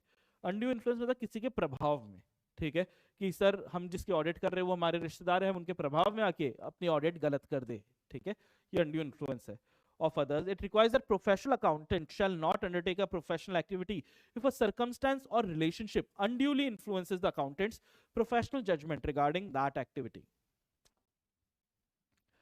फिर आया प्रोफेशनल कॉम्पिटेंस एंड साथ साथ में आया due care. A professional accountant should comply with principles of professional competence and due care, which requires accountant to attain and maintain. क्या attain and maintain करना है भाई? Professional knowledge and skill. ये at the level required to ensure that a client or employing organization receive competent professional service based on current technical and professional standards and relevant legislation and act diligently and in accordance with the blah blah blah blah. Diligence, क्योंकि एक word आया था diligence पे सवाल अलग से बन सकता है, इसीलिए इसको मैंने अलग से दिया है डेलिजेंस पे, ठीक है, आपका MCQ भी आ सकता है, इसीलिए अलग से दिया. डेलिजेंस का क्या मतलब है? Responsibility to act carefully, thoroughly और timely. Carefully, thoroughly and timely, basis in accordance with the requirement of assignment. तो ये एमसीक्यू पे आ सकता है, इसीलिए इसको अलग से अपन लोगों ने लिखा है. फिर आया भाई हमारे confidentiality.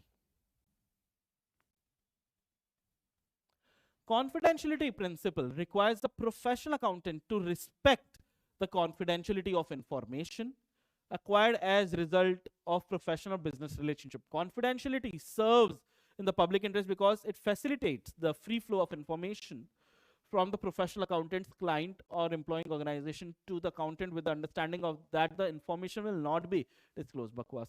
However, such confidential information, हाँ, इस पे अलग से सवाल आ सकता है कि when a confidential information can be disclosed. Important है बेटा. Situation when a confidential information can be disclosed. इस पे बड़ा सवाल आ सकता है.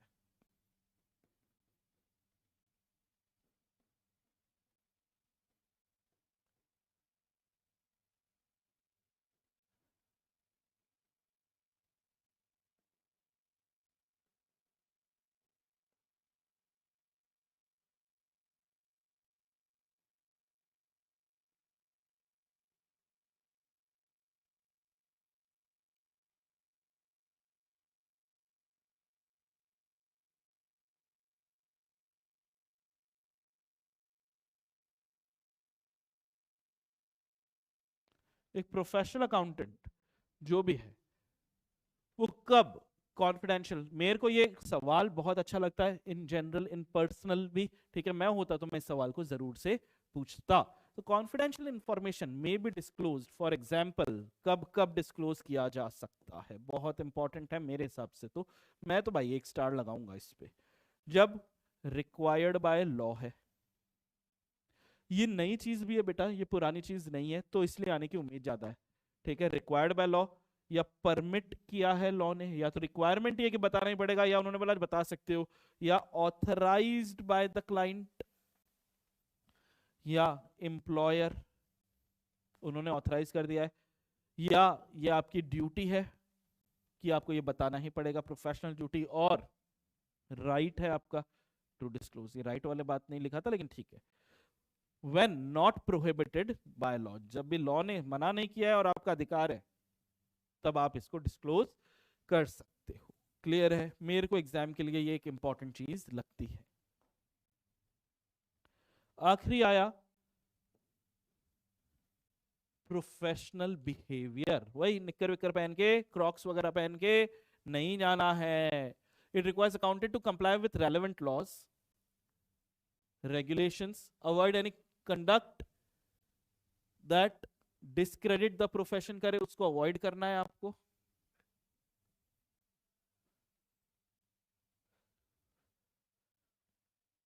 Not knowingly engage in any employment, occupation, activity that impairs or might impair the integrity, objectivity and good reputation of the profession and as a result would be incompatible with the fundamental principles. सुनो, in general ये पूरा का पूरा जो topic है, ठीक है, इस पे तुम वेरी इंपॉर्टेंट ही मार्क करोगे. वो कई बार होता है और मेरे तो कई बार ये होता है कि जो चीज मैं ऐसे बताता हूं कि यार ये आने की उम्मीद है, ठीक है, आई है, अभी भी शायद वो गट फीलिंग वाली चीजें हैं तुम्हारे यहाँ पे भी, इसको थोड़ा सा अच्छे से इस टॉपिक को आप लोग करके जाओगे.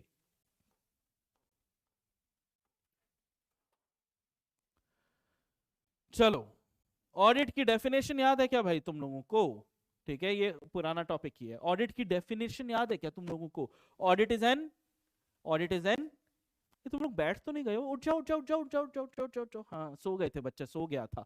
तो audit is an independent examination. Audit is an independent examination of the financial information of any entity, whether profit oriented or not, irrespective of size or legal form, when such an examination is conducted with a view to express an opinion thereon. ठीक है, very good. तो यार जब audit करेंगे तो auditor कैसा होना चाहिए? ऑडिटर होना चाहिए सर इंडिपेंडेंट. वही एग्जाम्पल याद है कि मैं अपने वाइफ की एंटिटी की ऑडिट कर रहा था और मैंने बोला कि ये तो यहाँ पे तो फ्रॉड हुआ है, ठीक है, तो बेलन चकले सब कुछ यहाँ पे, ठीक है, याद आ रहा है तुम लोग को वो वाला एग्जाम्पल? मतलब क्या मैं इंडिपेंडेंट होके ऑडिट कर पाऊंगा? बिल्कुल भी नहीं. ऐसा नहीं हो सकेगा कि मैं इंडिपेंडेंट होके ऑडिट कर पाऊंगा. तो आओ, क्या जरूरत है, ये क्या है इंडिपेंडेंस? कैसे? सर डिवोर्स ले लो, है ना? हाँ हाँ हाँ, डिवोर्स ले लो. आता है ये, कई बार बच्चों का आता है इस तरह का भी एग्जाम्पल. अबे सीधा, अभी एथिक्स पढ़ाया है तुम लोग को, सीधी सोच रखो ना, उल्टा ही सोचेंगे हम लोग. तो इंडिपेंडेंस ऑफ ऑडिटर ये जजमेंट है. इंडिपेंडेंस एक जजमेंट है of a person not subordinate to the wishes and directions of another person engaged to own self interest. एक चार्टर्ड अकाउंटेंट का जजमेंट है जो किसी और की विशेष, वाइफ की विशेष और डायरेक्शन पर निर्भर नहीं करता है. ठीक है, ये किसका जजमेंट है? एक चार्टर्ड अकाउंटेंट. ऑडिटर जो है वो इंडिपेंडेंट होना चाहिए. तो इंडिपेंडेंट ऑडिटर का खुद का जजमेंट है, और ये जजमेंट किसी भी चीज के बारे में उसने कोई जजमेंट लिया है, कोई निर्णय लिया है, ये निर्णय पे किसी और की विशेष और किसी और की डायरेक्शन, ठीक है, वो उस पे निर्भर नहीं करना चाहिए आपका. ठीक है, वो होता है ना कई बार बाबू सोना, ठीक है, कर करा के अपनी विशेष थोप दी जाती है आपको, फिर आप उनके हिसाब से काम कर ले. तो ऐसा कितनों के साथ होता है, और जिनके साथ होता है मतलब तुम लोग कमिटेड लोग हो. तुम लोग कमिटेड और तुम सीए भी कर रहे हो, मुश्किल है. चलो, judgment of a person is not subordinated by the wishes and directions of another person engaged to own self interest as per the code. ये कौन से कोड की बात कर रहा है? ये वही code of ethics of professional accountant की बात कर रहा है. As per the code auditor जो होना चाहिए, ये पुराना टॉपिक है बेटा, कुछ भी नया नहीं है, और भर के आता था पहले भी, क्योंकि पहले इतनी बार आ गया और इस चैप्टर में इतनी चीजें नहीं है. तो मैं ये नहीं कह रहा कि ये इंपॉर्टेंट नहीं है, बहुत इंपॉर्टेंट था, लेकिन इस चैप्टर में इतनी नई चीजें आ गई हैं तो शायद एग्जाम में आने का इसका महत्व थोड़ा कम हो जाएगा इस अटेम्प्ट के अंदर. लेकिन फिर भी ये टॉपिक तुम्हें आना बहुत जरूरी है कि independent audit is an independent examination. तो ये इंडिपेंडेंट क्या है कि ऑडिटर शुड बी इंडिपेंडेंट, और इंडिपेंडेंट हो सर, हम 1947 में इंडिपेंडेंट हो गई थी, ठीक है, भारत. हम उस इंडिपेंडेंस की बात नहीं कर रहे हैं, मैं वो इंडिपेंडेंस की बात कर रहा हूं कि जब मैं अपनी वाइफ को बोलता हूं कि यार मैं अपने दोस्तों के साथ बैंकॉक घूमने जाना चाहता हूं, और उसने कहा कि हिम्मत है, कदम बाहर निकाल के देखो, ठीक है, फिर बैंकॉक छोड़ो, यहां पे शिरडी नहीं जाने देते. तो जो भी है, आजकल तो मैं पूछना ही छोड़ दिया, मैं अपने दिमाग में ये सिनेरियो को रिपीट करता हूं कि व्हाट इफ आई आस्क कि मैं अपने दोस्तों के साथ पार्टी करने जा रहा हूं. रूह कांप जाती है उनका रौद्र रूप इमेजिन करने के बाद. ठीक है, तो मैं आजकल पूछता ही नहीं, ठीक है, सिर्फ सीधा चले जाते हो, नहीं नहीं सीधा ही नहीं, पासपोर्ट जब्त है भाई हमारा मैडम के पास. तो मैं दिमाग से ही इंडिपेंडेंस नहीं, ठीक है. As a auditor this is a bad thing. ठीक है। अब दिमाग मैं जा रहा हूं, ठीक है, कोई गैंगस्टर है, कोई बड़ा सारा गैंगस्टर है, उसकी एक एंटिटी है, मैं उसकी ऑडिट करने जा रहा हूं। बेटा बताओ, वहां पे अगर कोई फ्रॉड मिला मुझे, ठीक है, वो गैंगस्टर पता है, पूरी दुनिया को पता है, ठीक है, उसने एक व्यापार खोल रखा है और उसका ऑडिटर मुझे बनाया है, ठीक है, और मैं ऑडिट करने जा रहा हूं, क्या मैं बिना डरे एकदम इंडिपेंडेंटली बोल पाऊंगा कि भाई साहब यहाँ पे तो फ्रॉड हुआ है, इनको जेल में डाल दीजिए? बड़ा जान का खतरा है, ठीक है। तो इंडिपेंडेंस ऑफ माइंड, मेरा दिमाग ही इंडिपेंडेंट नहीं है, ठीक है। इंडिपेंडेंट दो तरीके की होगी, independence of mind and independence in appearance. Appear भी आप अपने दिमाग से भी इंडिपेंडेंट रहो, मतलब आपका दिमाग किसी और के प्रभाव में नहीं है, और आप लोगों को भी इंडिपेंडेंट देखो, अपीयर हो इंडिपेंडेंट, कि हाँ भाई ये बंदा जो है ना ये सही से काम करता है। कुछ जनों को आप लोगों को देखा होगा ना अपने दोस्तों को, ठीक है, कि वो एक पर्टिकुलर कोई एक आध दोस्त होगा जो थोड़े काम सही से करता है, आप लोग को पहले से पता है, आपको भरोसा है कि इसने किया है तो काम सही ही होना चाहिए। वो अपीयर भी ऐसे ही होते हैं एकदम, ठीक है, हमने जो किया वो हमने एकदम अच्छे से किया है। As a chartered accountant, as a auditor, as a professional accountant, as a engagement practitioner, आपको दिमाग से भी इंडिपेंडेंट होना है और लोगों को इंडिपेंडेंट दिखने भी चाहिए, अपीयर भी होने चाहिए, ठीक है। आपने अकाउंटेंट को बोला ये अकाउंटेंट अकाउंटेंट, ठीक है, मैं तो तेरा दोस्त हूं, क्या क्या है फ्रॉड मेरे को पहले ही बता दे, मैं तेरी बैंड नहीं बजाऊंगा। You are appearing as if you are not independent, आप ऐसा नहीं कर सकते। अब सर मैं असली में बैंड बजाने वाला था, बस मैंने तो उसको ऐसी लालच दिया था, नहीं कर सकते बेटा, you need to appear independent as well.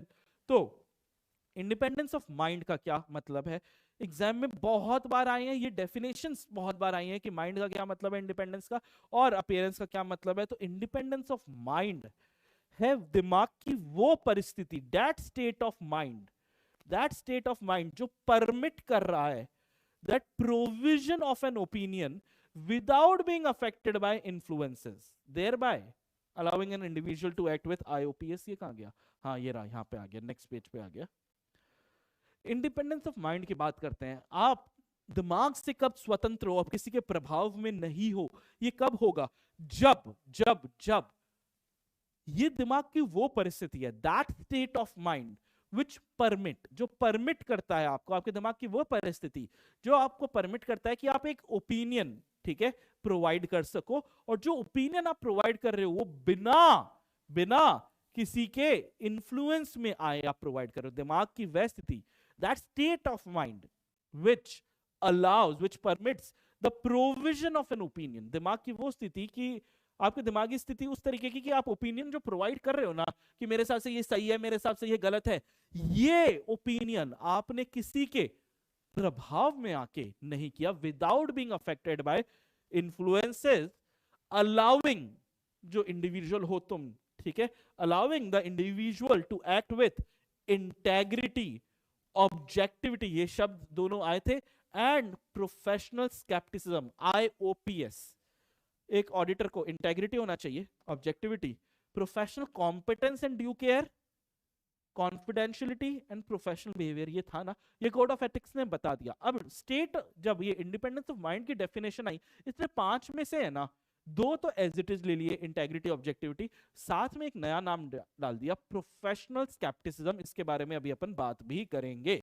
तो क्या आपको इंडिपेंडेंस ऑफ माइंड का मतलब समझ में आया? इंडिपेंडेंस ऑफ माइंड दिमाग की वह परिस्थिति, स्टेट ऑफ माइंड है, ठीक है, दिमागी परिस्थिति विच परमिट, जो एक ऑडिटर को परमिट करती है कि वो ओपिनियन दे सके, ऑडिटर ही तो ओपिनियन देता है, तो दिमाग की वह परिस्थिति जो परमिट करता है कि ऑडिटर एक ओपिनियन दे सके बिना किसी के इन्फ्लुएंस में आए, जो भी इंडिविजुअल है, जो भी ऑडिटर है, ठीक है, उसको अलाउ कर रहा है कि वो, allowing an individual to act with integrity, objectivity and professional scepticism. Sir integrity आ गया, स्ट्रेट फॉरवर्ड है, ट्रूथफुल है, ऑनेस्ट है, ठीक है। ऑब्जेक्टिविटी समझ में आ गया, सर बायस वायस को अवॉइड करना है। What is professional scepticism? और इसको समझाने के लिए यहाँ पे जो बच्चा सो रहा था वो बच्चा जाग चुका है, और इसको समझाने के लिए मैं आपको लेके जाऊंगा एक बहुत ही फेमस कैरेक्टर है, एक CID करके जो सीरियल आता था, उसका एक बहुत ही फेमस कैरेक्टर था या है, आई डोंट नो CID अभी भी चालू है क्या, ACP प्रद्युमन। वो भाई मेरे बचपन से वो ACP है भाई, का प्रमोशन ही नहीं हुआ क्या, ठीक है, पता नहीं क्या है, इतने इतने केसेस सॉल्व करने के बाद भी एसीपी ही रहे प्रद्युमन साहब। तो एनीवे, उसका एक तरीका है, कुछ तो गड़बड़ है दया, ठीक है, वो इस तरीके से करता है, कुछ तो गड़बड़ है, and that's what is professional scepticism. ठीक है, वो बंदे को, बहुत शकी किस्म का बंदा है कि कुछ तो गड़बड़ है दया, और ये चीज आईसीआई को इतनी अच्छी लगी कि उन्होंने इसको अपने सब्जेक्ट मैटर में डाल दिया। ठीक है, कि एक चार्टर्ड अकाउंटेंट को भी क्या करना है, कि एक ऑडिटर को भी, कि इंटेग्रिटी ऑब्जेक्टिविटी के साथ कुछ तो गड़बड़ है बेटा, एक हाथ से कुछ तो गड़बड़ है, क्योंकि दोनों हाथ से करेंगे तो, ठीक है, तुनक तुनक धुन तुनक तुनक तुन तारारा, ठीक है, वो नहीं करना है, कुछ तो गड़बड़ है। मतलब क्या है सर कुछ तो गड़बड़ है का? ठीक है, कुछ तो गड़बड़ है दया, ये इसका मतलब क्या है? इसका मतलब ये है कि कोई भी चीज जो आपको दिख रही है, ठीक है, उसको आप स्ट्रेट फॉरवर्ड एक्सेप्ट मत कर लो। ठीक है, मैनेजमेंट क्या शानदार बड़ी सारी ऑफिस है सर, एकदम सूट बूट में, क्या क्या अंग्रेजी बोलते हैं सर, क्या स्टाइल है, ये लोग थोड़ी गलत काम करेंगे। अगर आपको कहीं कोई शक की जरूरत है तो प्लीज उसको इन्वेस्टिगेट करो। आप बिल्कुल, कुछ तो प्रोफेशनली शकी होना चाहिए। स्केप्टिसिज्म मतलब शक करने की आदत। जी हाँ, ये एक जरूरी हैबिट है ऑडिटर्स के लिए। शक, तुम में से कितने जन शकी हो, शक करते हो, हैं? अगर तुम लोग शकी हो तो बेटा हो सकता है तुम सिंगल ही रहो, लेकिन अच्छे ऑडिटर जरूर बन जाओगे। ठीक है, कई जनों का ब्रेकअप हुआ होगा क्योंकि तुमने उस पर शक किया। ठीक है, अब आईसीआई ने इस बात को समझा कि यार हमारे तो चार्टर्ड अकाउंटेंट सारे के सारे सिंगल ही रह जाएंगे, एक काम करते हैं, एक वर्ड और लगा देते हैं, शक ऐसे ही नहीं करना है कि तू भी चोर है, तू भी चोर है, तू भी, तू डकैत है, ठीक है, तू तो डाकू है भाई, ठीक है, ऐसे नहीं करना है। ठीक है, कंपनी में घुसे सीईओ, तू चोर है भाई, तू चोर है, ठीक है, ऐसे नहीं करना है, ऐसा नहीं करना है। क्या करना है दो सर? सर प्रोफेशनली शक करो, स्केप्टिक रहो, कुछ तो गड़बड़ है, कुछ तो गड़बड़ है, करते जाओ, लेकिन प्रोफेशनली करना है। प्रोफेशनली करने का क्या मतलब है सर? अगर आपको कोई कारण मिले ना शक का तो ही शक करो, नहीं तो देखो बाहर मिल लेना तू तो, ठीक है, ऐसे नहीं करना है। क्या है, वापस से आते हैं।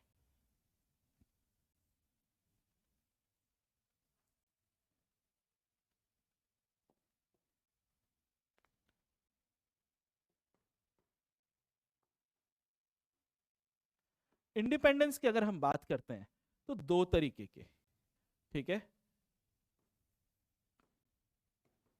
इंडिपेंडेंस ऑफ माइंड और इंडिपेंडेंस इन अपीयरेंस। ठीक है, इंडिपेंडेंस ऑफ माइंड का क्या मतलब है?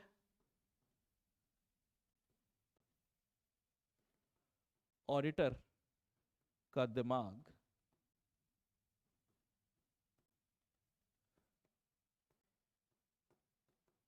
किसी और के प्रभाव में नहीं है। ठीक है, ये किसी और, आपकी वाइफ हो सकती है, आपके दोस्त हो सकते हैं, कोई गैंगस्टर हो सकता है, किसी और के प्रभाव में नहीं है। इंडिपेंडेंस इन अपीयरेंस का क्या मतलब है?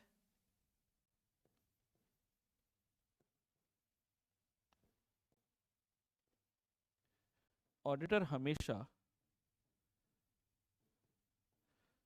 सभी के सामने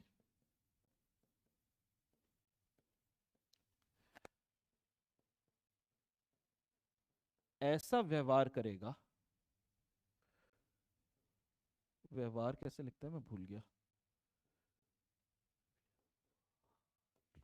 व्यवहार करेगा, मेरे हिसाब से ऐसे ही लिखते हैं, नहीं है तो मेरे को करेक्ट कर देना बेटा, जो यह दर्शाए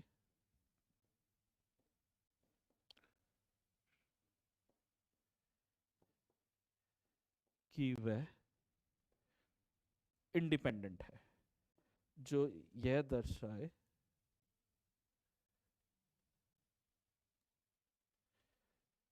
ऑडिटर सभी, यहाँ पे जगह है तो फिर क्यों खराब करे जगह। ठीक है, ऑडिटर सभी के सामने ऐसा व्यवहार करेगा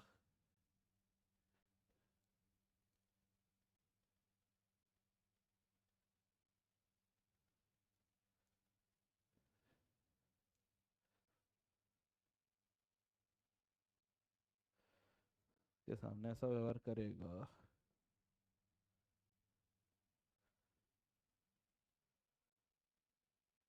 कि वह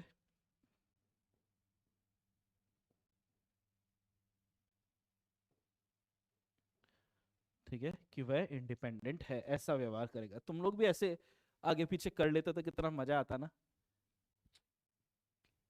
चलो ठीक है। इंडिपेंडेंस ऑफ माइंड का मतलब स्टेट ऑफ माइंड, ये स्टेट है जो परमिट कर रही है क्या, ऑडिटर का काम क्या है, ओपिनियन प्रोवाइड करना, provision of an opinion without affected by influences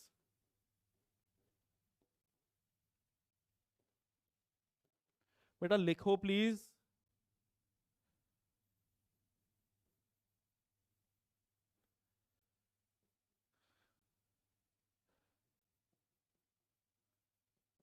allowing individual allowing individual to act with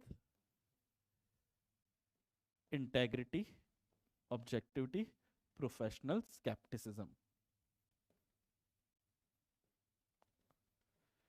ठीक है, ये समझ में आ गया, पक्का अच्छे से समझ में आ गया। आ जाओ आ जाओ, इंटेग्रिटी, ऑब्जेक्टिविटी, प्रोफेशनल स्केप्टिसिज्म। इसके बाद ये हमारा माइंड वाला तो काम हो गया। अब हम आते हैं अपीयरेंस में। वैसे हम समझ चुके हैं, लिख चुके हैं अपीयरेंस का मतलब क्या है। आपको ऐसे सारे फैक्ट्स, वो मम्मी ने बचपन में आपको बोला होगा ना, इन बच्चों से दूर रहना, ये गंदे बच्चे हैं, तुझे भी बिगाड़ देंगे। उन्हें क्या पता था कि हम ही वो गंदे बच्चे हैं, ठीक है, जो सबको बिगाड़ रहे थे। लेकिन वन बैड एप्पल वाला सुना है ना, आपको ऐसे बैड एप्पल से दूर रहना है, अवॉइड करना है ऐसे सारे फैक्ट्स और सारे सर्कमस्टेंसेस को जो इतने सिग्निफिकेंट है। ऐसे सारे बैड एप्पल से आपको दूर रहना है, ऐसे सारे फैक्ट्स एंड सर्कमस्टेंसेस से दूर रहना है जो इतने बड़े हैं फैक्ट और सर्कमस्टेंसेस, दैट कोई भी जो थर्ड पार्टी है ना, वो ये देख के बोले अच्छा ये बंदा इन लोगों के साथ घूम रहा है तो ये बंदा भी दुष्ट ही होगा, ये भी गुंडा ही है। होता है ना, अगर हम एकदम लफंगों के साथ घूमेंगे तो एक सोसाइटी में हमारा, ठीक है, जो पास पड़ोस वाली आंटी है, हाँ ये गया, ये इसके हाथ से निकल चुका है, कई बार हुआ है। ठीक है, ऐसा मुझे बचपन की बातें याद है कि एक बार मैं अपनी एक महिला मित्र को, ठीक है, बाइक पे घर छोड़ रहा था, उतने में पड़ोस वाली एक आंटी जी ने हमें देख लिया। ठीक है, वो मित्र और कुछ नहीं, ठीक है, गर्ल महिला मित्र गर्ल, ठीक है। तो मैं उनको घर छोड़ रहा था, वो पड़ोस वाली आंटी जी ने देख लिया और मेरे मम्मी जी को आके बोल दिया। मम्मी जी को बोलती तो फिर ठीक था, उन्होंने पूरे सोसाइटी में हाथ से निकल गया। अब पढ़ाई लिखाई से इसका कोई मतलब नहीं रहेगा, कईयों को घुमा रहा, एक कि कईयों को घुमा रहा था, बाइकों पे विली वगैरह कर रहा, स्प्लेंडर थी भाई मेरे पास, ठीक है, वो चल जाए बहुत बड़ी बात थी, विली विली कर रहा था, ऐसे वैसे चला रहा था। ठीक है, थर्ड पार्टीज ने क्या बोला, ये गया। यही चीजों को अवॉइड करना चार्टर्स, तुमको क्या करना है, अपीयर भी होना है एकदम बढ़िया, तेल वेल लगा के एकदम बालों को एकदम चिपका के एकदम गंदे हेयर स्टाइल में, शर्ट के बटन एकदम यहाँ तक ऊपर तक, तो यहाँ तक ऊपर तक एकदम बांध के एकदम अच्छे बच्चे की तरह।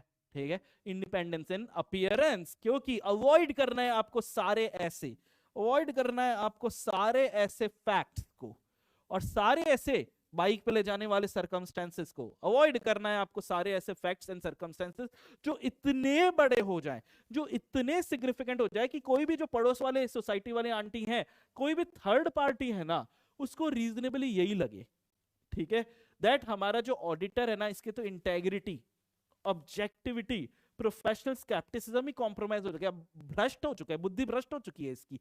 ऐसी चीजों से दूर रहना है आपको, ठीक है।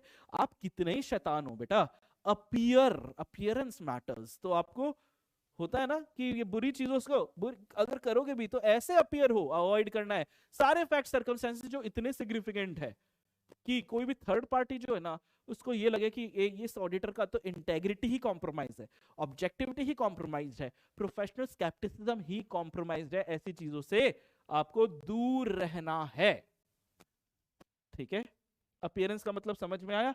ऑडिटर को हमेशा सभी के सामने ऐसा, सभी के सामने तो ऐसा ही व्यवहार करना है व्यवहार करेगा जो यह दर्शाए कि वह इंडिपेंडेंट है, मतलब उसका आईओपीएस कॉम्प्रोमाइज नहीं हुआ। आईओपीएस समझ में आया ना तुम लोग को?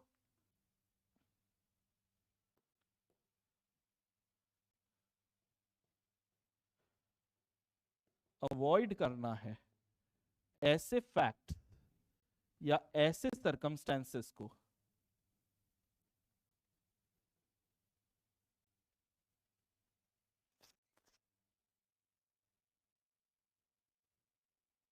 अरे आ गया, ऐसे फैक्ट सरकमस्टेंसेस को, ठीक है, जिससे कोई भी थर्ड पार्टी को, that a third party reasonably conclude क्या करे,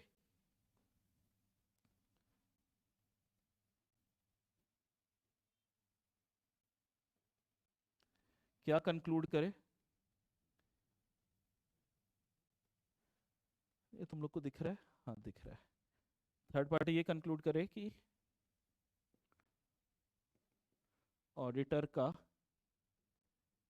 इंटेग्रिटी, ऑब्जेक्टिविटी, प्रोफेशनल स्केप्टिसिज्म,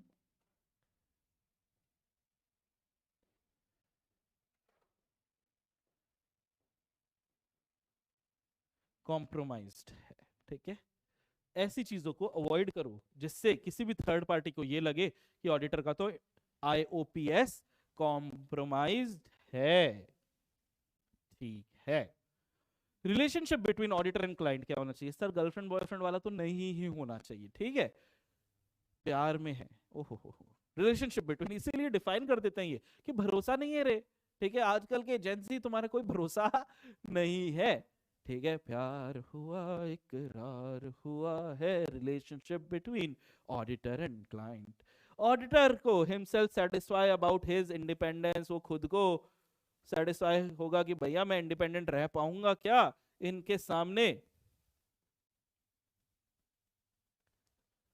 छोड़ो नहीं देते एग्जांपल, लेकिन ऑडिटर हिमसेल्फ सेटिस्फाई होगा कि भाई वो इंडिपेंडेंट रह भी पाएगा या नहीं। फॉर एग्जांपल मैं सिंगल, मैं नया नया चार्टर्ड अकाउंटेंट, मैं सिंगल, मैं कंपनी में गया, कंपनी में मैं जैसे ही घुसा, ठीक है, सामने जो अकाउंटेंट है, बड़ी सुंदर सी लड़की, बहुत सुंदर, मतलब एक बार देखते ही, ठीक है, लव एट फर्स्ट साइट वाला सीन। मैंने उनसे हेलो, अब ऑडिटर है तो अकाउंटेंट से तो मिलेंगे ही ना, ठीक है, उसने इतनी प्यारी इतनी मधुर वाणी में हमसे वार्तालाप की, ठीक है, पता लगा, ठीक है, कि उनके हाथ में कोई अंगूठी वगैरह भी नहीं है, मतलब सिंगल वगैरह है, ठीक है, हम भी सिंगल वो भी सिंगल, और वो भाई जैसे देखते ऐसे आहा हा हा, वो वाला सीन है। बेटा मैं इंडिपेंडेंटली ऑडिट कर पाऊंगा क्या? आहा, चलो ये तो रियल लाइफ सिनेरियो है, कई साल पुराना सिनेरियो है, ठीक है। एक्चुअली एक्चुअली वो ऑडिट की तो बैंड नहीं बच गई थी मेरे। तो ऑडिटर हिमसेल्फ सेटिस्फाई होना चाहिए, उस समय ये सब नहीं पढ़ाता था, सच्ची बता रहा हूँ। ऑडिटर हिमसेल्फ सेटिस्फाई होना चाहिए कि भैया वो इंडिपेंडेंट रह पाएगा या नहीं, ठीक है। No unbiased person would be forced to conclude कि एब्रिजमेंट ऑफ ऑडिटर्स इंडिपेंडेंस, कि किसी भी, ठीक है, हम दोनों एकदम लंच भी साथ में कर रहे हैं, हंस रहे हैं, मुस्कुरा रहे हैं, बातें कर रहे हैं, ठीक है, सुबह कोऑर्डिनेट करके कि हम साथ में ही आ रहे हैं, साथ में ही जा रहे हैं, ठीक है, मूवी वगैरह जा रहे हैं, वहां पे मेरा बॉस खड़ा है, वो सीईओ खड़ा है, तो ये हुआ था ये भी, ठीक है, कि मैं ऑडिट कर रहा हूँ, वो अकाउंटेंट है, ठीक है, उम्र भी सेम, सी क्वालिफिकेशन भी थोड़ा सा मैं ठीक ठाक था उससे, ठीक है, सब ऐसा हो गया था कि हाँ मतलब शी इज द वन। तो छोड़ो, तो मेरा बॉस वहां पे एक दिन आया, वो ऐसे खड़ा है, ठीक है, और वहां पे कंपनी का जो सीईओ है वो ऐसे खड़ा है, हम दोनों वहां पे बढ़िया बातें बातें कर रहे हैं, हंस रहे हैं, गा रहे हैं, बात कर रहे हैं, ठीक है। उनको क्या लगेगा कि ये ऑडिट गई, ठीक है। तो कोई भी जो अनबायस्ड पर्सन है ना, उसको ऐसा नहीं लगना चाहिए, उसको ये कंक्लूजन नहीं होना चाहिए कि ऑडिटर की इंडिपेंडेंस की तो ऐसी तैसी हो गई, एब्रिजमेंट हो गया, खत्म हो गया इंडिपेंडेंस, ठीक है। मेरे बॉस ने बोला ओ भाई क्या कर रहा है, ठीक है, मैंने कहा सर, कि ओ भाई ऑडिट गलत हो जाएगी, मैंने कहा सर, लेकिन ठीक है, फिर कुछ हुआ नहीं आगे। आ जाओ, no unbiased person should be forced to conclude कि भैया ये जो ऑडिटर है ना, इसकी इंडिपेंडेंस की तो ऐसी तैसी हो गई है। ऐसे रिलेशनशिप होने चाहिए। पहला क्या, ऑडिटर खुद ही सेटिस्फाई हो, ठीक है, वहां पे मैं गया हूं एकदम, ठीक है, I don't want to shame anybody, लेकिन एक ऐसा व्यक्ति वहां पे बैठा है जिसको ओहो ये है, ठीक है, ऐसा व्यक्ति वहां पे बैठा है और तो अपनी इंडिपेंडेंस कहीं नहीं जाने वाली, लेकिन अगर ऐसी व्यक्ति वहां पे बैठी थी तो इंडिपेंडेंस की ऐसी तैसी होनी थी। तो first you need to be sure about your independence. Second, कोई भी अनबायस्ड पर्सन को ऐसा नहीं लगना चाहिए कि तुम्हारी इंडिपेंडेंस की ऐसी तैसी हो चुकी है। इंडिपेंडेंस एक सब्जेक्टिव मैटर है, dependent upon state of mind and character. Character of a person, अरे हमारा कैरेक्टर अच्छा था रे, ठीक है, लेकिन कैरेक्टर क्या क्या लिखता है ऐसे। आओ इंडिपेंडेंस के बारे में वार्तालाप किया जाए आप लोगों से। Professional integrity and independence are essential characteristics, ये ऐसे आए, ठीक है। Professional integrity and independence are essential characters of profession. Integrity, independence, दोनों ही क्या, essential characteristic of independence of all the professions, but are more so in the case of accountancy profession. Independence implies that the judgment of a person is not subordinate to the wishes or directions of any other person who might have engaged him or to his own self interest. कि भैया judgement जो है, व्यक्ति का judgement, accountant का judgement, ठीक है, ये नॉट सबऑर्डिनेट किसके हिसाब से नहीं है, wishes and direction, another person के विशेस एंड डायरेक्शन के हिसाब से नहीं है। It is not possible to define independence precisely. हाँ, ये बन सकता है बेटा करेक्ट इनकरेक्ट। ऐसे पढ़ने का ये फायदा हमको होता है कि यहाँ पे करेक्ट और इनकरेक्ट, क्या इंडिपेंडेंस को प्रिसाइजली, क्या इंडिपेंडेंस को प्रिसाइजली आप मेजर कर सकते हो। ये 27.99% इंडिपेंडेंट है, ऐसे कर सकते हो। So it is not possible to define independence precisely. Rules of professional conduct dealing with independence are framed primarily with certain objective. Answer क्या लिखोगे, इनकरेक्ट है आंसर, ये rules of professional conduct deals with independence, बस खत्म। Are framed primarily with a certain objective. The rules by themselves cannot create or ensure that existence of independence. Rules खुद ही ये नहीं बता सकते कि बंदा इंडिपेंडेंट है या नहीं है। Independence is a condition of mind. अच्छा, ये state of mind आ गया। As well as personal character appear and should not be confused with the superficial and visible standards of independence which are sometimes imposed by law. These legal standards may be relaxed or strengthened based, but the quality of independence remains unaltered. ठीक है, there are two interlinked perspective of independence of auditors. One, independence of mind, and two, independence in appearance. अपने को तो इनको ध्यान देना है। Independence of mind, independence in appearance. Mind का क्या नाटक है सर? सर माइंड का ये नाटक है कि ये दिमाग की वह परिस्थिति है जो परमिट करती है opinion without being affected bye IOPS, without being affected by influences that compromise the professional judgment, allowing an individual to act with integrity, objectivity, professional skepticism. फिर इंडिपेंडेंस इन अपीयरेंस का क्या है सर? आपको avoid करना है भैया ऐसे facts और ऐसे सर्कमस्टेंसेस को जो इतने सिग्निफिकेंट है दैट किसी भी रीजनेबल थर्ड पार्टी को ऐसा लगे, ठीक है, having knowledge of all relevant information including safeguard applied would be reasonably conclude firms or members assurance team कि भैया भाई का इंटेग्रिटी,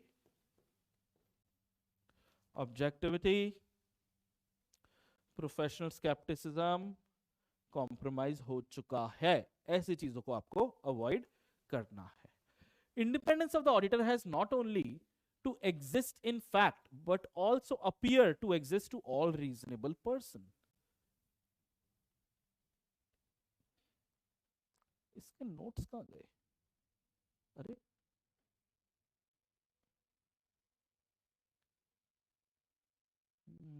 गायब हो गया क्या?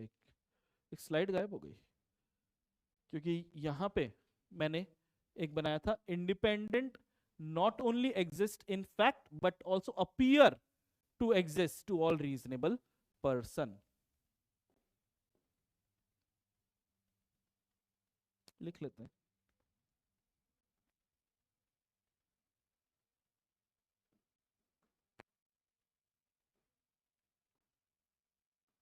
इंडिपेंडेंस का क्या है, एक तो एग्जिस्ट होनी भी चाहिए, असली में इनफैक्ट एग्जिस्ट होनी चाहिए,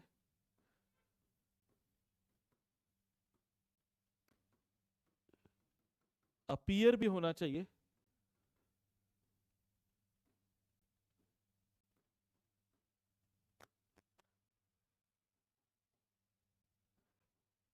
हर रीजनेबल पर्सन को ये अपीयर भी होना चाहिए।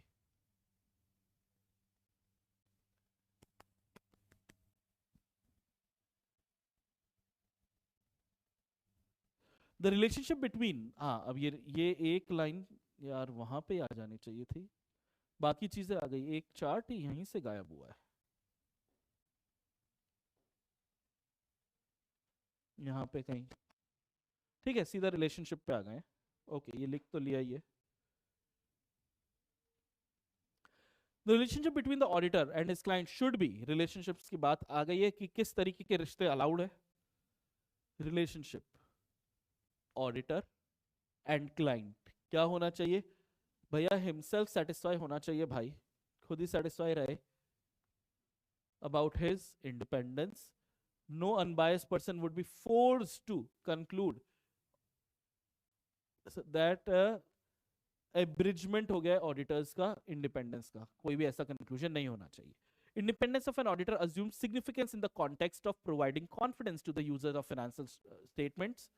As statutory auditor of a listed company, for example, the chartered accountant would cease to perform any useful function if the person who rely upon the accounts of the company do not have any faith in the independence and integrity of the chartered accountant। कि भैया अगर एक listed company के तुम auditor हो और जो भी बंदा, जो भी इंटेंडेड यूजर है फाइनेंशियल स्टेटमेंट का, उसको तुम्हारा नाम सुनते ये सीए है इस कंपनी का, ये सीए ही दुष्ट है, ये इंडिपेंडेंट है ही नहीं, उसको ऐसा नहीं लगना चाहिए।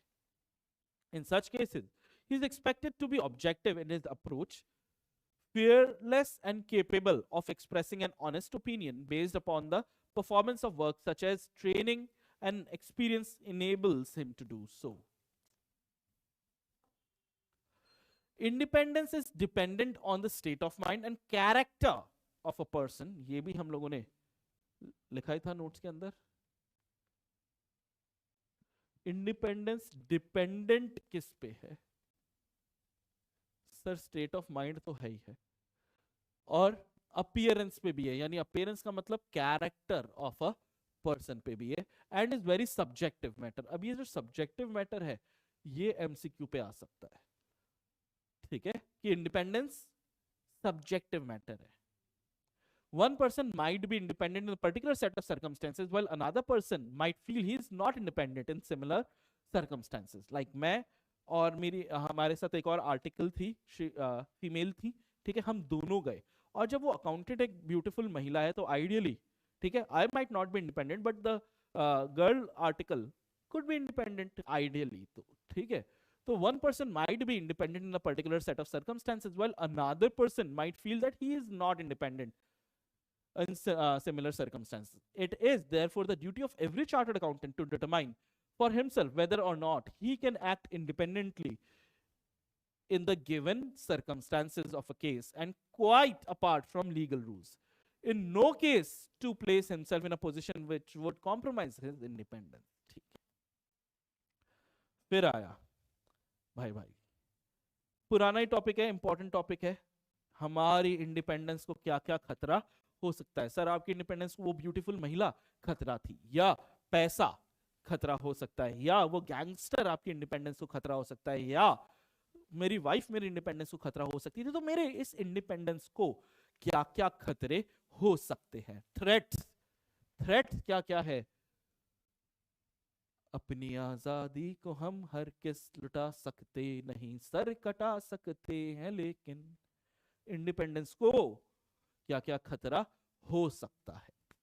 ठीक है, थ्रेट्स टू इंडिपेंडेंस एग्जाम में कई बार सवाल आए, पुराना टॉपिक है, आना भी चाहिए था, हटा भी नहीं सकते, इतना इंपॉर्टेंट टॉपिक है। तो सर 5 थ्रेट होते हैं हमारे इंडिपेंडेंस को, self interest threat, self review threat, advocacy threat, familiarity threat और इंटिमिडेशन थ्रेट। अब ये थ्रेट बेटा समझ में आपको ज्यादा अच्छे से कैसे आएंगे अगर आपने कंपनीज एक्ट की जो डिस्क्वालिफिकेशन ऑफ एन ऑडिटर है वो पढ़ा हुआ है, क्योंकि वो डिस्क्वालिफिकेशन हाईली इन्फ्लुएंस्ड है इन थ्रेट से। कब कब एक ऑडिटर को डिस्क्वालीफाई किया था एक कंपनी का, ठीक है, ऑडिटर बनने से, वो है जैसे 141(3)(d की बात अपन करते हैं कि मेंबर, ठीक है, के वो चार्टर्ड अकाउंटेंट क्या नहीं हो सकता, मेंबर नहीं हो सकता है, वो इंडेप्टनेस 5 लाख से ज्यादा, गारंटी थर्ड पार्टी 1 लाख से ज्यादा, याद आया क्या?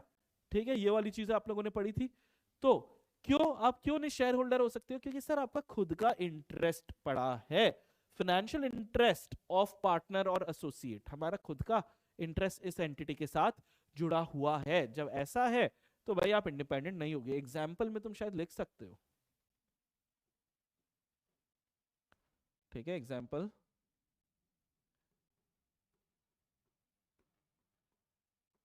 इसीलिए 141(3)(d में, अच्छा ये ऑफ द कंपनीज एक्ट 2013 लिखना है क्या?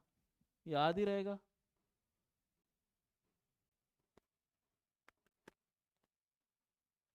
ठीक है, पहला सेल्फ, खुद का ही इंटरेस्ट है, सेल्फ इंटरेस्ट है कि फाइनेंशियल इंटरेस्ट ऑफ पार्टनर या एसोसिएट आपका है।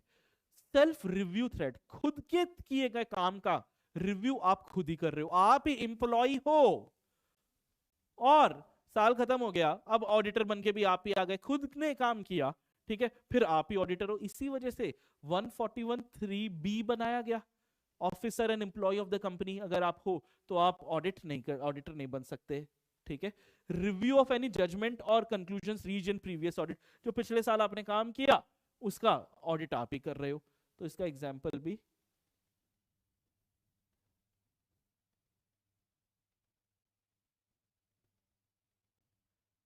ठीक है। खुद के किए गए काम का रिव्यू आप खुद करोगे तो आप कैसे अनबायस्ड रह सकते हो। फिर एडवोकेसी थ्रेट, ऑडिटर या तो प्रमोट कर रहा है कोई और काम किया, अरे सर ये काम आप इससे करो, ये माल उससे खरीदो, ये माल उसको भेजो, अरे भाई तू ऑडिटर है, तो किसी और की वकालत क्यों कर रहा है, ठीक है। ऑडिटर प्रमोट कर रहा है या ऐसा लग रहा है, परसीव हो रहा है कि वो प्रमोट कर रहा है किसी और क्लाइंट की ओपिनियन को, इसीलिए तो सेक्शन 141(3) आई बनाया गया कि भैया तो इतने सारे और काम नहीं कर सकता। सर अकाउंटिंग भी मैं कर लूंगा, इंटरनल ऑडिट भी मैं कर लूंगा, ठीक है, वो और क्या क्या थे, आउटसोर्स फाइनेंशियल सर्विसेज भी मैं कर लूंगा, एक्चुअरियल सर्विसेज भी मैं ही दे दूंगा। अरे नहीं, ना तो ऑडिटर प्रमोट कर सकता है ऐसी चीजों को, ना किसी को ऐसा लगना चाहिए कि वो प्रमोट कर रहा है किसी भी क्लाइंट की ओपिनियन को। फेमिलियरिटी थ्रेट, फेमिलियरिटी थ्रेट कि ऑडिटर रिश्ते बना लेता है क्लाइंट के साथ, ऑडिटर फॉर्म्स रिलेशनशिप। कौन सा डिस्क्वालिफिकेशन था, कौन सा था? 141(3)(f), एफ वाला था,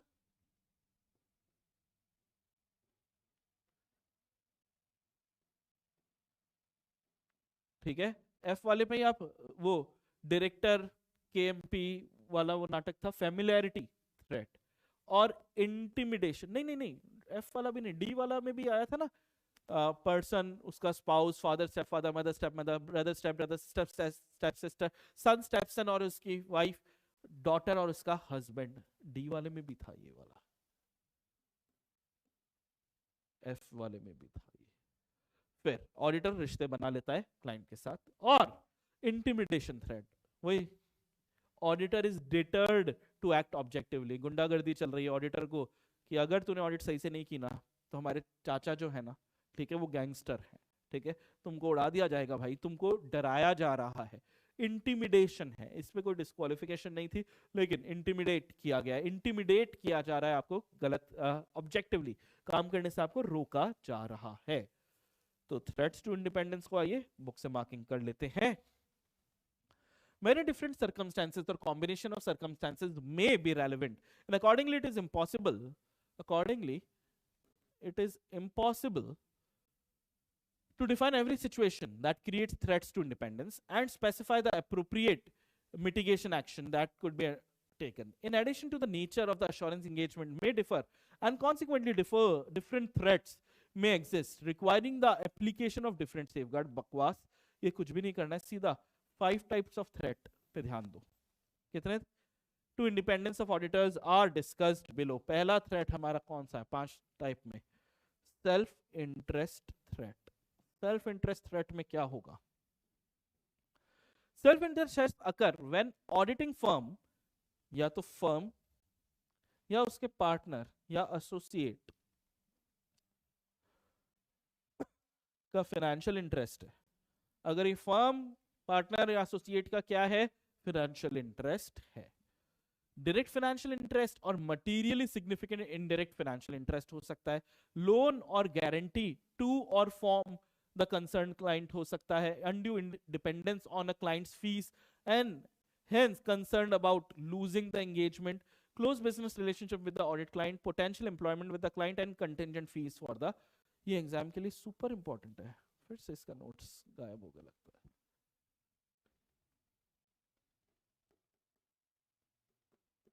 क्या है ये?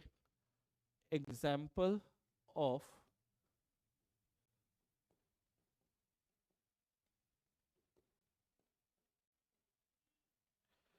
सेल्फ इंटरेस्ट थ्रेट के बेटा 6 एग्जाम्पल है, कोई 4 करने हैं। सेल्फ इंटरेस्ट थ्रेट के सेफगार्ड है, ठीक है। सेल्फ इंटरेस्ट थ्रेट के 6 एग्जाम्पल हैं, कोई 4 करने हैं। वेरी वेरी वेरी इंपॉर्टेंट है ये। शायद इसलिए नहीं बनाया क्योंकि डायरेक्ट आईसीएआई ने पॉइंट वाइज दे दिया था, मैं भी यही पॉइंट ही तो लिखने वाला था। लेकिन आ जाओ, डायरेक्ट फाइनेंशियल इंटरेस्ट है, या तो हमारा फाइनेंशियल इंटरेस्ट डायरेक्ट, हम डायरेक्ट शेयर होल्डर है, ठीक है। ऑडिटर क्या है? ऑडिटर शेयर होल्डर है। और materially significant indirect financial interest in a client, indirect कैसे हो सकता है? वाया रिलेटिव्स हो सकता है।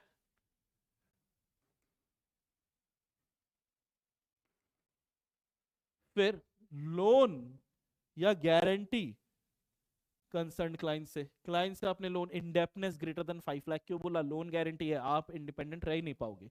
Undue dependence on client fees, कि भाई एक ही क्लाइंट है, उसको भी पता है कि मैं अकेला क्लाइंट हूं इसका, और मैं ही चला गया तो इसका तो धंधा बंद हो जाएगा, ठीक है। इसीलिए वो क्लाइंट फिर आप पे हावी हो सकता है। Undue dependence. Close business relationship with audit client, कि भैया आपको और कोई 141(3) ई क्यों नहीं करने दिया, कि दूसरे व्यापार क्यों नहीं कर सकते? क्योंकि आपके बिजनेस रिलेशनशिप हो जाएंगे।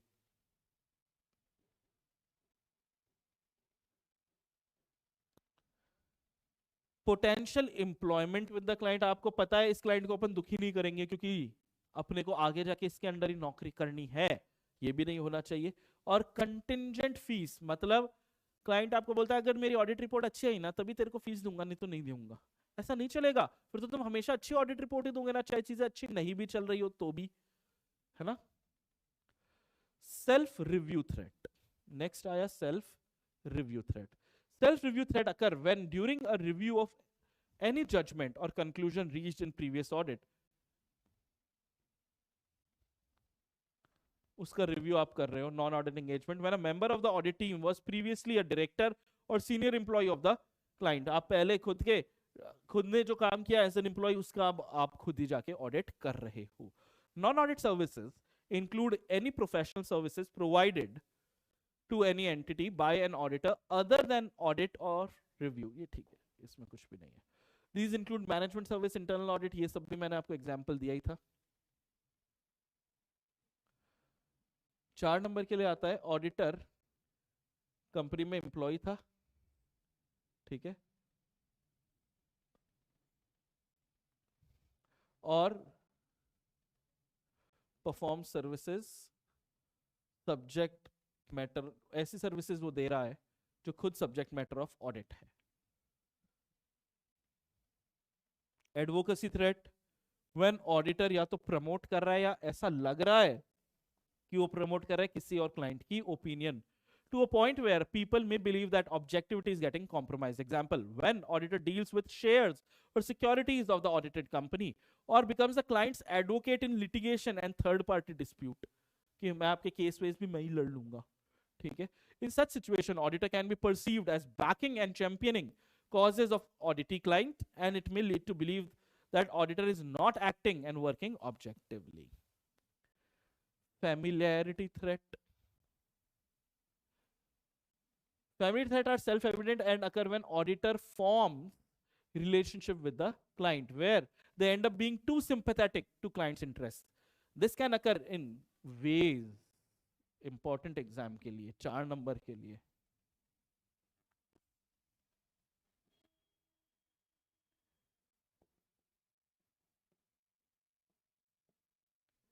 4 मार्क्स के लिए बहुत इंपॉर्टेंट है बेटा। क्लोज रिलेटिव अगर है, ठीक है, क्या क्या तरीके है? Audit team working in a senior position of the company, close relative, इसलिए डायरेक्टर केएमपी के लिए डिस्क्वालिफिकेशन दी गई है, छोटे मोटे के लिए नहीं दी गई। Former partner of audit firm, close relative former partner of audit firm, अब जॉब पे आ गया है, बीइंग अ डायरेक्टर और senior employee of the client, long association between specific auditors, इसीलिए 141(3)(g आ गया। जी में बोला गया था ना भैया, नहीं नहीं 139(2) आ गया।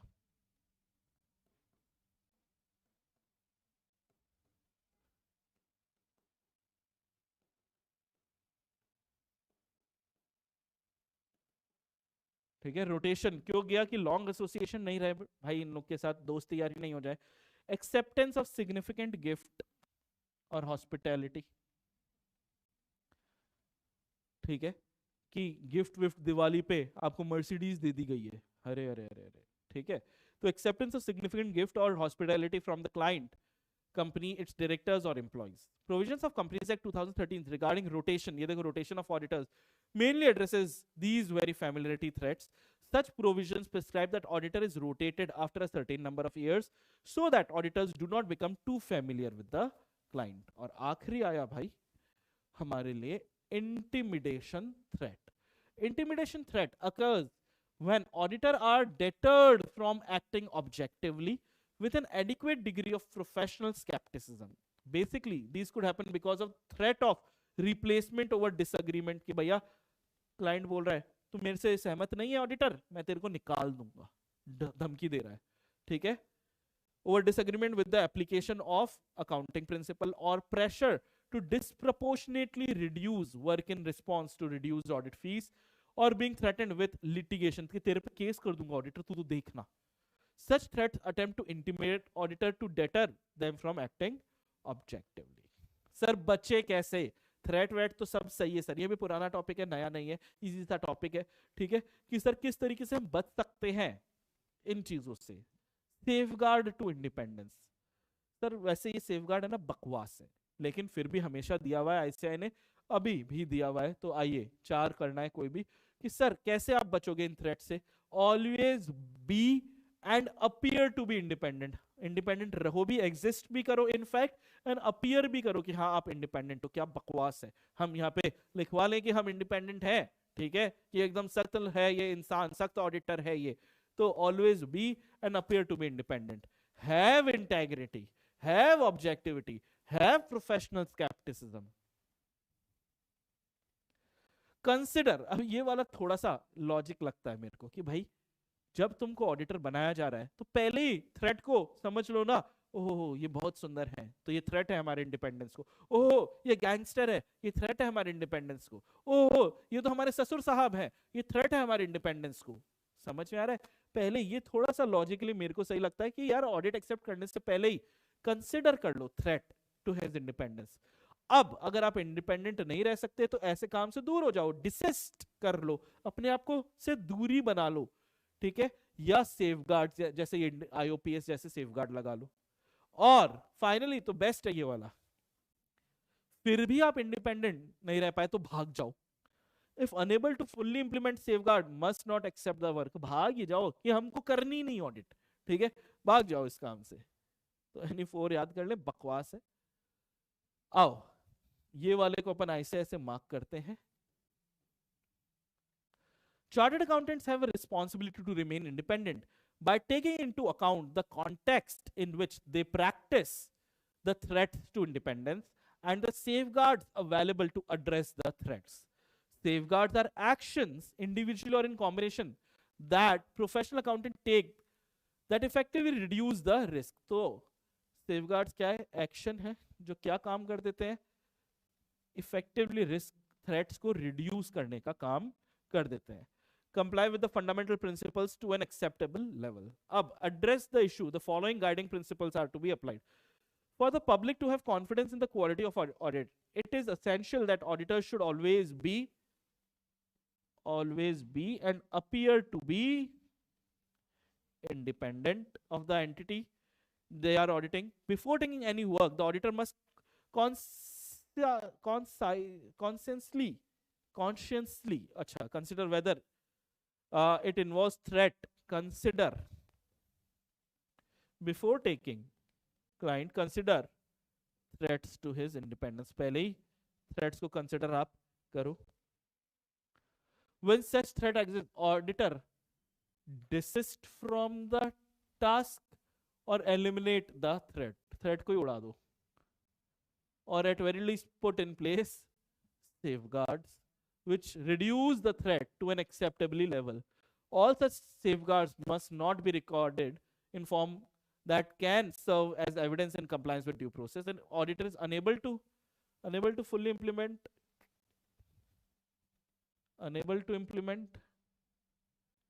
safeguard, must not accept the work. काम accept ही नहीं करना चाहिए.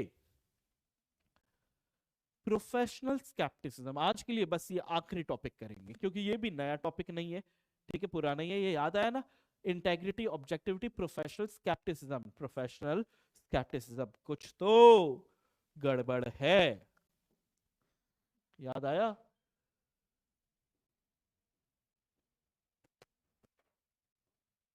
कुछ तो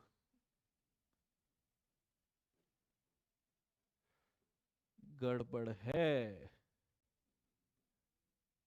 दया, कुछ तो गड़बड़ है. दया याद है? कुछ तो गड़बड़ है. दया. तो आ जाओ. प्रोफेशनल स्केप्टिसिज्म क्या होता है भाई साहब? प्रोफेशनल स्केप्टिसिज्म, ये शक करना आपके एटीट्यूड में होना चाहिए प्रोफेशनली, नहीं तो सिंगल हो जाओगे. इसीलिए प्रोफेशनल वर्ड बहुत इंपॉर्टेंट है कि ये एटीट्यूड है. किस तरीके का एटीट्यूड है प्रोफेशनल स्केप्टिसिज्म में? ये एटीट्यूड है जिसमें आप सवाल पूछते हो, ठीक है. आपका सवाल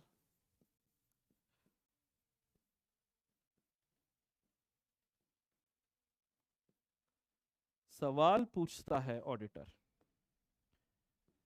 ये काम ऐसे क्यों किया, किस लिए किया, किसने किया, किस तरीके से किया, इससे क्या होगा.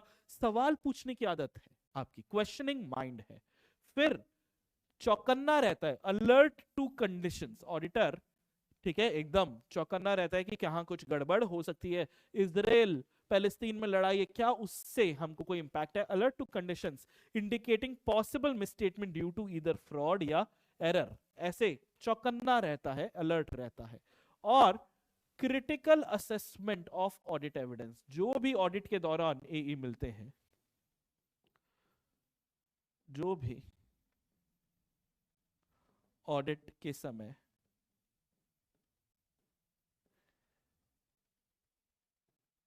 एई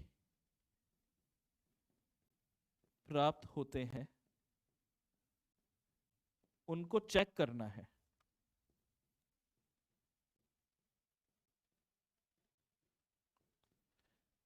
कहीं नकली तो नहीं है, ठीक है. इन ऑडिट एविडेंसेस को क्या करना है, चेक करना है. कहीं मैनेजमेंट झूठे एविडेंसेस तो प्लांट नहीं कर रही है, ये देखना है. तो भैया 3 तरीके का है. क्या क्या? Questioning mind, alert to conditions की पॉसिबल फ्रॉड या एरर हो सकता है, एंड क्रिटिकली असेस करो जो भी ऑडिट एविडेंस आपको मिले हैं कि कहीं कोई झूठा एविडेंस तो नहीं है. एग्जांपल्स क्या है प्रोफेशनल स्केप्टिसिज्म के? Sir, audit evidence, questionable possibility of fraud, need to add audit procedures, ठीक है. रिलायबिलिटी, पॉसिबिलिटी ऑफ फ्रॉड में है reliability of documentation, responses to inquiry, अभी अब बात करेंगे. दैट कॉन्ट्राडिक्ट, हाँ ठीक है, आधा आधा हो गया बेटा, नेक्स्ट पेज पे जाना चाहिए था. एग्जांपल्स क्या है? ऐसे ऑडिट एविडेंस आपको मिले हैं जो कॉन्ट्राडिक्ट कर रहे हैं दूसरे एविडेंस को. मतलब आपने एक सेल चेक की, वो सेल 5 लाख की है, दूसरे, ठीक है, आपने बिल चेक किया 5 लाख का है, लेकिन जीएसटी रिटर्न चेक किया उसी ट्रांजैक्शन का, वो 50 लाख का है.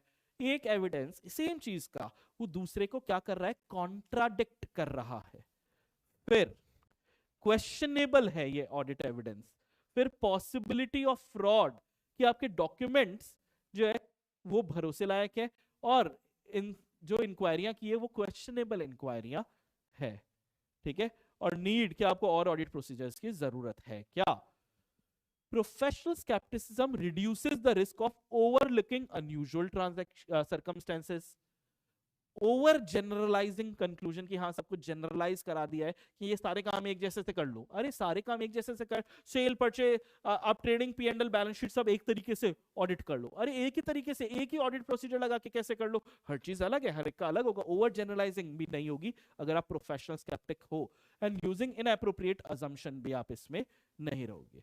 तो ये एग्जाम के लिए इंपॉर्टेंट चीज है कि प्रोफेशनल स्केप्टिसिज्म से क्या रिड्यूस, कौन से रिस्क रिड्यूस होते हैं। ये रिड्यूस रिस्क एक कीवर्ड है बेटा जो क्वेश्चन में रहेगा। 3 नंबर के लिए सवाल आएगा कि प्रोफेशनल स्केप्टिसिज्म से कौन से रिस्क जो है वो कम हो जाते हैं।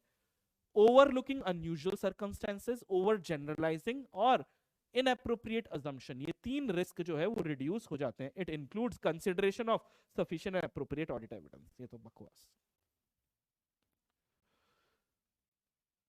डाउट आ गया आपको, अगर आपको डाउट आ गया है ओवर रिलायबिलिटी ऑफ इंफॉर्मेशन, ठीक है, चलो इस वाले डाउट वाले को है ना कल करेंगे, और बुक से मार्क भी कल ही करेंगे। आज की अच्छी खासी क्लास हो गई है, थक गए हो गए, ये डाउट वाला टॉपिक भी इंटरेस्टिंग है, तो इसको अपन लोग कल पे लेके जाते हैं। आपको वापस से याद दिला देता हूं एक बार कि भाई साहब टेलीग्राम चैनल का लिंक ये है, ठीक है। ऑफिशियल को ही ज्वाइन करें, अनऑफिशियल्स पे ना घूमते फिरते रहे, पढ़ाई पे ध्यान दे। और हो गया है बेटा आज की क्लास यहाँ पे समाप्त। आज काफी सारे टॉपिक हम लोगों ने कर लिए थे, इन टॉपिक्स को एक बार आप लोग भी रिवाइज जरूर करेंगे। टॉपिक आज के हमारे क्या क्या टॉपिक खत्म हो चुके, ये खत्म हो चुका है, ठीक है। ये हो गया है, ये हो गया है, फंडामेंटल हो गया है, इंडिपेंडेंस हो गया है, थ्रेट टू इंडिपेंडेंस हो गया है, सेफगार्ड हो गया है, प्रोफेशनल स्केप्टिसिज्म आधा, ठीक है, ये अभी आधा हुआ है, डाउट वाला पार्ट यहाँ पे बचा हुआ है, ठीक है। इतनी सारी चीजें हमारी हो चुकी है, बाकी अपन रिपीट करेंगे। इसको प्लीज आज आप लोग, इसको प्लीज आज आप लोग क्या करोगे, रिवाइज करोगे, ताकि हमारी क्लास आपके दिमाग में भेजे में सिक्योर हो जाए, सीमेंटेड हो जाए। Thank you so much, I will see you guys tomorrow.